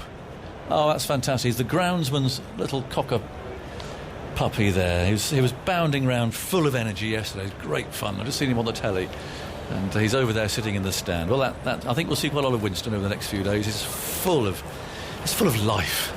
Great to see him here. So anyway, Carlos, a few words from you, and then we've got Ali coming in here. Yeah, lovely to see the dog at the cricket. I love to bring Nala. We're not so sure she'll be as obedient as Winston is. He looks very happy, ears bounding up and down, tail wagging ferociously. He's as happy as we are to have cricket back. Hello, Carlos. Hey, Ali. I'm delighted to have cricket back as well. Here is Holder, then in he goes to Denley, and it's an outside edge, one bounce, and then well fielded by a diving third slip, just tumbling away to the right-hand side, but finding the edge, and that's a good place to be bowling. It lured Denley forward. Again, forcing him to make a decision, not allowing him to just course through, leave good balls and bash bad ones, but actually having to defend his wicket, inducing the edge. Top stuff by Jace. Holder in again at past the umpire. Burley figure bowls. That one just kicks up a touch more and comes off the shoulder of the bats as he's forced to defend. As Denley back down into the pitch. Holder walking back with a even amount of purpose to his march. He's captain, and he's right up there in the rankings, isn't he? Number 1 all-rounder in the world, but 3rd on the bowling list alone. Absolutely worth his weight in every respect. His status as captain, his leadership, what he does with bat and what he can do with the ball. Here he is again, over the wicket once more. Bending nature to that shot outside the off stump, playing at it though, steering away from the body is Denley. Fielded in the covers, and there's no run. England 34 for 1 after the loss of Dominic Sibley. Out for a 4-ball duck, 0 for 1 at that point. Shannon Gabriel, wonderful delivery, wasn't it, Carlos? And taking the top of off stump, sent the bails flying. Beautiful to watch the ball before, a couple balls before that, touched them on a similar spot and straight in, played and missed. Holder up to the wicket again, fires one in on the off stump of Denley, who's brought forward in defensive fashion once more. Back up the pitch this time into the hand of the bowler. Yeah, as we were saying, a couple of balls before Sibley got out, Gabriel touched on one, similar length, straightening, played and missed, and he felt, okay, next time it comes down along this channel, I'll just leave it alone, let it go by. But that one, tracking back, hitting the top of off, and again, it's forcing the batsman to challenge the technique. 3 slips in the gully still as Holder's in once more, and a shouldering of arms from Denley allows it to go past outside the off stump. There's a good bounce and carry into the gloves of Dowrich behind the stumps.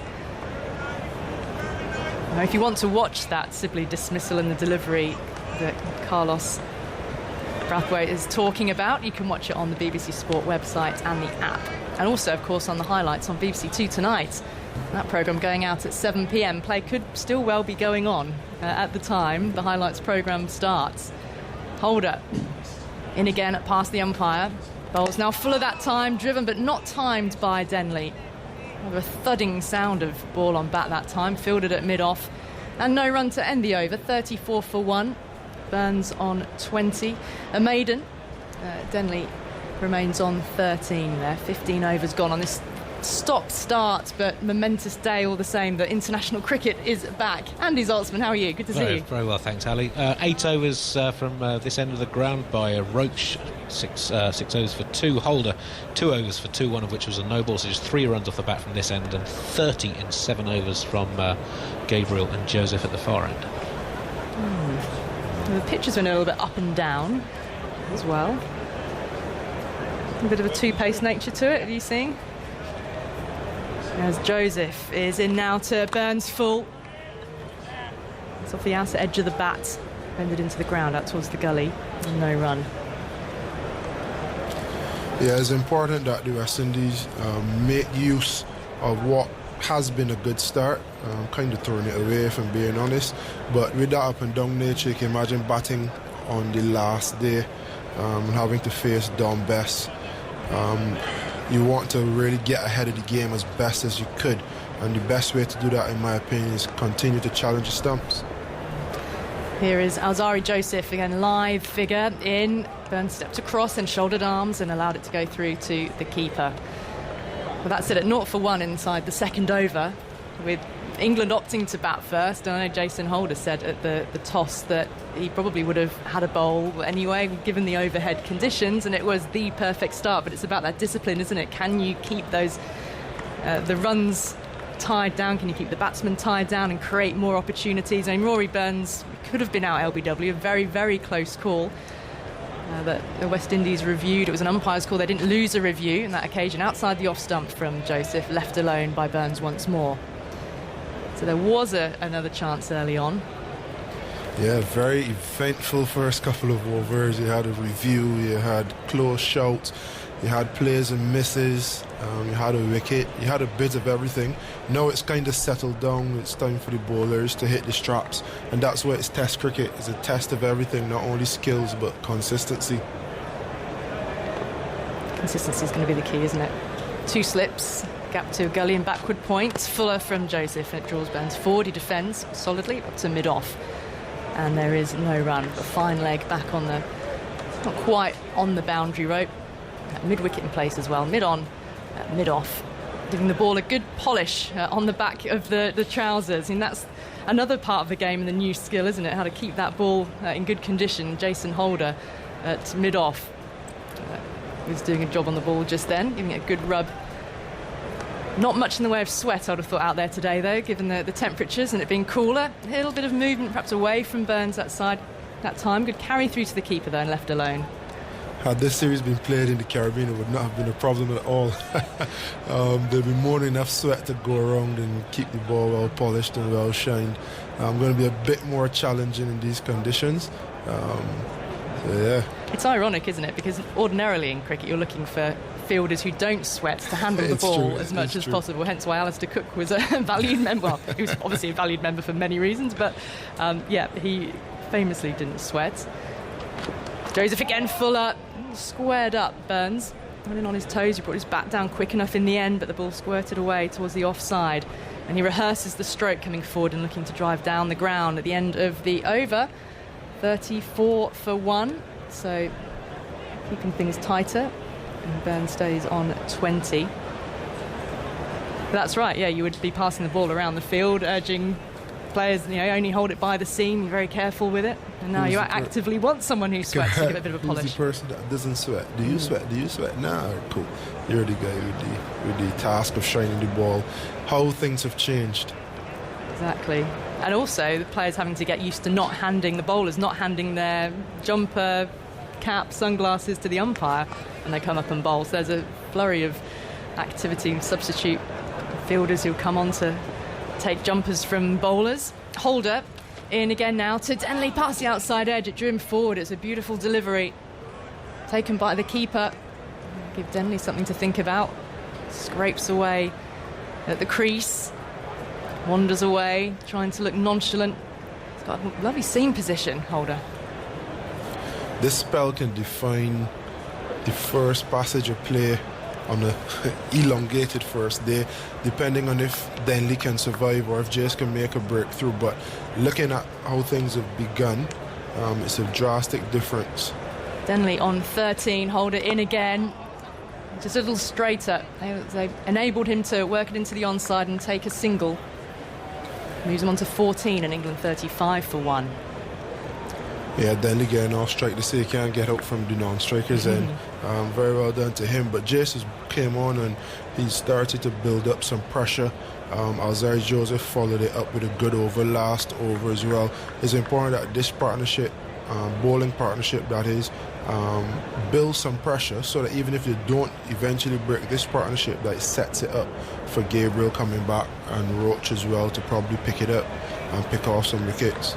That's it. If you're able to absorb the pressure and the ability to at least take a single, rotate the strike, get off strike, and Burns there, shouldering of arms outside the off stump through to the keeper, bedding in a partnership together. And as long as it takes, this is the value for the batters. And you look at England's top order, Burns, Sibley, Denley and Crawley to come. He's padded up waiting to come in. It's an inexperienced top order, but also notable that England teams in the past, and whether it was the case with the West Indies, players tended to win caps or come into the England setup through the one-day arena, and then you graduated through to the test game. As Holders in again, a little tighter on the off stump, through to the keeper once more. Whereas these players are very much red ball cricketers. And Burns hasn't played a one-day. Sibley, he hasn't. He's very new to the scene. Crawley, same. Joe Denny, perhaps slightly different. But, yeah, these are players who are set for the red ball. Their skills are honed and suited for this game. And I guess the nature of this summer now with coronavirus means that the England one-day squad and test squad really will be very separated. It's been thrown around in the past as to whether you should have more separation of skill, I suppose, as Holders in over the wicket to the left-hander, and as he withdrew the bat a little late, the ball ricocheted off the blade of the bat into the ground before being fielded at second slip. Yeah, it'd be a travesty if at the lower levels persons have to choose a lot earlier. I think a good white ball foundation is built off a solid red ball foundation, but once you get to international level within your first year or so, you pretty much know where you'll be pigeonholed unless you do something special. You know which guys will be pigeonholed for white ball and as such red ball as well. Talking of pigeons, as Holder is in outside the off stump through to the keeper to end the over. It's 35 for 1. We've had 17 overs. Burns 20, Denley 14. Did you hear this story, Carlos? I think we had a mutual friend. Yes, he headed to your balcony, didn't he, after mine? So I had just checked into the hotel. I'd arrived in the bio bubble, which, as you know, because you've experienced it as well, takes a little bit of time, and there was various stages to go through, and the temperature check and getting your accreditation and getting a wristband, having your accreditation scanned, having your health passport scanned, which we've all got an app on our phone, getting into the hotel, finding there are arrows to direct you to your room, past the hand sanitizers, take a mask, eventually get into your room. So I'm in the bio bubble. Beautiful view of the ground, balcony, sliding patio doors, threw it open to let some fresh air in. I suddenly heard a flap of wings. And there was a pigeon sitting on my lamp, just by the window. And that was startling. So, of course, I didn't know what to do at this point. Joseph is in, full clipped up towards mid-on by Denley. Finds a fielder and there is no run. Yeah, I saw the little fella. He left yours and he was well on his way to mine. We spent quite a lot of time in mine, I'll tell you that. We see he was perched on the lamp and he did not want to move. And I sort of inched closer and he was unperturbed. So, of course, I got my phone and took a photograph and started filming him. Were you in your room or were you in his? Well, yeah. As somebody did tweet me, as Joseph is in again and looking to pull, but a little late on it. Bottom edge kind of clipped the thigh pad on the way through to first slip. But Denley was a little off balance. Somebody tweeted it looked like as if the pigeon was trying to take over, possibly staging a coup. Oh, yeah, I know. Good one, I know. Good one. That is a good one. But the pigeon himself, and I'd love to know what happened to him, because I don't know whether you saw, he actually had a couple of little tags on his legs. So it looked as if he was some sort of homing pigeon or a racing pigeon. Okay. So interesting. I haven't heard what became of him, as Joseph is in and Denley comes forward, defends back up the pitch into the hands of the bowler. I didn't let him get close enough to see Ali. You're better than me. Well, he kept advancing. This is the thing. I then tried to back off, and another big flap of wings, and he was suddenly on my scorecard, sitting on my notepad on my dressing table. Sent by the England team. Quite Get possibly. some notes. I was a bit worried what he might do to my scorecard if I let him sit there for too long.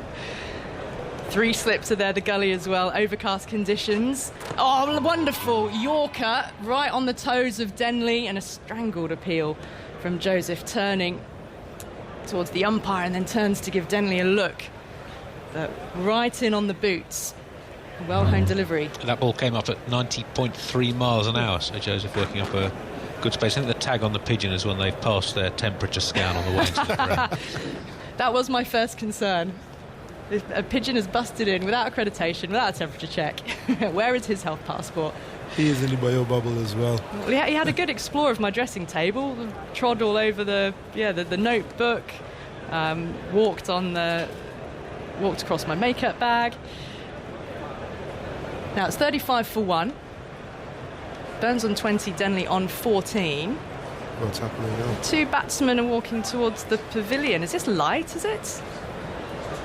Because it's certainly not due for tea yet. Tea is due at 5 p.m. and we're approaching 4:30. This is disappointing, to say the least. The floodlights are on, and Burns and Denley are walking off. The umpires have clearly come together. It's not the batsman's decision, remember. It's about the umpires. If it is indeed light, it will be the umpires having determined that the light is no longer good enough, just after we've seen a searing, fast Yorker from Alzari Joseph, Carlos. Well, it seems as though we are about to have all summer's play that were scheduled so far in one day. You have rain, you have lack of light, players going on, going off, reviews. Yeah, we've had it all, and we aren't even at tea on the first day of the summer. Well, do you know, we apparently are now. They've just announced that tea will now be taken because they have gone off. But, I mean, you can see by the West Indies haven't even left the field yet. There's no way they would be happy with that umpire's decision. I mean, not to say, 35 for 1, but you've got the quick bowlers operating. Yeah, I'll be honest, I didn't recognise the loss of light. I mean, we're sitting from a very privileged position. We're not facing the ball being hurled down at 90 miles an hour. But, yeah, I don't think if there is a loss of light, that should affect it enough that I should call it early tea after you've had a late lunch, a late start of play, and possibly going to lose plenty of overs.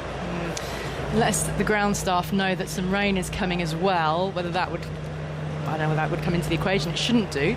But they are now pulling the hover cover across, and there is a darker cloud moving across the ground. Probably in 5 minutes' time, if there's a deluge, we'll be saying it was a genius decision. Well played to the umpires. But the players have gone off.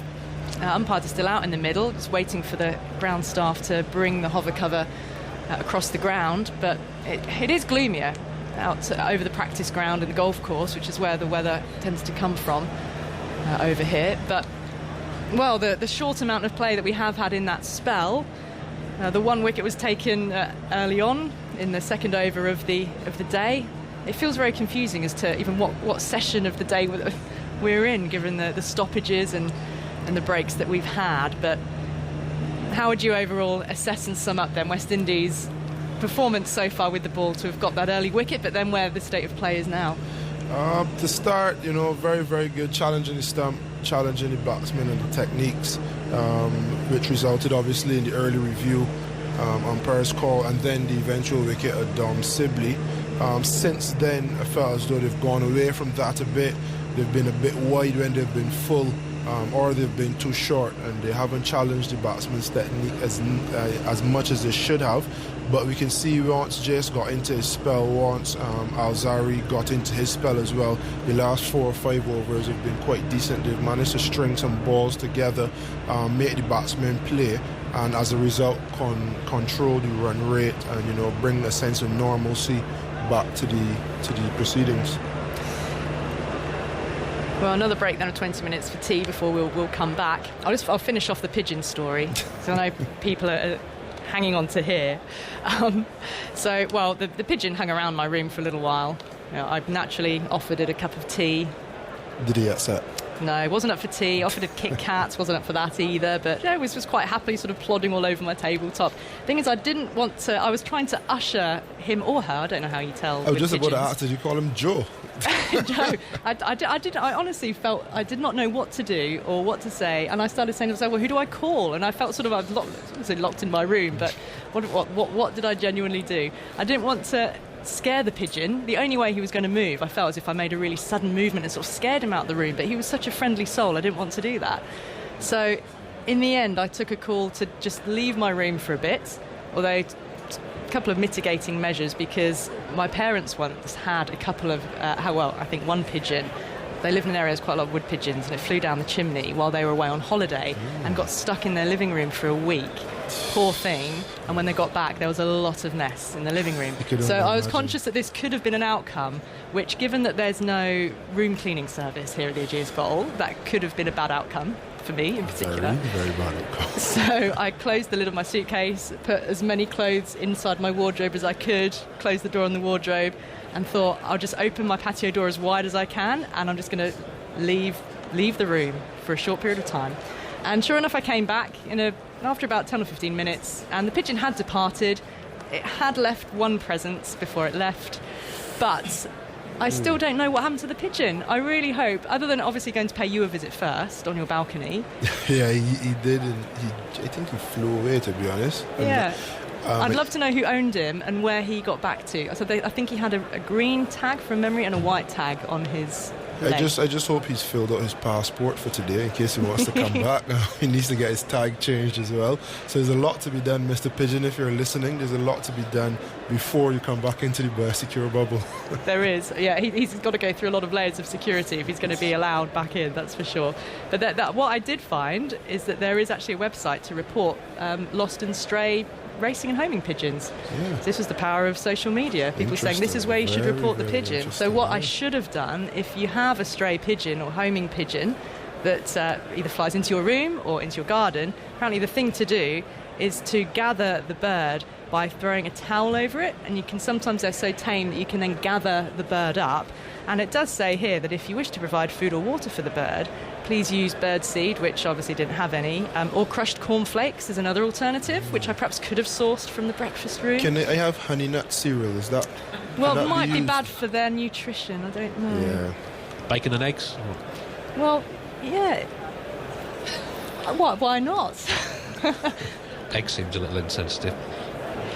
Yeah, you make a very good point there, Andy. You make a very good point. Perhaps not. It does say here in capitals, do not give bread to a racing pigeon. It doesn't make mention of eggs, however, but I think I'm with you that would not be. Is competitive pigeon racing back after lockdown, or is that one of the sports that's been cleared? No, I haven't heard much about competitive professional pigeon racing. I think we ought to find out. Was it ever banned during lockdown? So I've honestly pretended thus far to know what a racing pigeon is and know what competitive pigeon racing is. So can someone enlighten me? I'm looking to Andy Zaltzman now because I feel like this would be his forte to explain racing pigeons. I mean, I'm no expert, but pigeons are taken to a location. They are all set free and they're all tagged. I'm sort of making this up, but I think this is what happened. Oh no, fully outdoors. So and the idea is that they fly home, and whichever pigeon arrives home first wins the race. It's not a great spectator sport. I really hope there's somebody who is an expert pigeon racer can actually give us a précis in a paragraph as to exactly what happens, because I really feel that I've not done it justice. Bill Lawry, the Australian opening batsman, famously a big pigeon man. He was. Yeah. Well, a pigeon fancier is the term, isn't it? And his pigeons were called Wendy. Well, his first pigeon was called Wendy, and then I think there was Wendy Junior, and possibly Wendy Junior after that. But Bill Lawry was a definite pigeon enthusiast. Interesting. So I just learned something. We'll keep an eye out for the return of the pigeon if he comes back, or she. But in the meantime, if anybody knows the whereabouts of the pigeon, or even owns a pigeon that they had misplaced, do let us know, because he was a very friendly chap and very photogenic as well, I found. So I think Ageas is about to come in, because we are midway through the earlier tea break now, and it feels as if the light's lifted already, Carlos, hasn't it? That darker cloud feels like it's moved over, and so let's hope that play will resume after tea, and we'll get, an evening session which could then stretch close of play 7 and then 7:30 to get as many overs in as we can today. So I guess light permitting, that may well come into play for that as well. So perhaps if you could give us a survey of the scene, Carlos, just while Ageas comes in, and then Ageas will take you through the rest of the tee interval. I'll try my best, Ali. There are no pigeons around. Proud to declare. But yeah, the light is lifting. Looking in front of me is a little bit more illuminated at the moment. I actually have to peer around the wall to see over to the nursery ground. But yeah, it looks bright enough to me. It looks a lot brighter than 5 minutes ago, thankfully. So hopefully we can get a resumption after the early tea break and get full sessions play.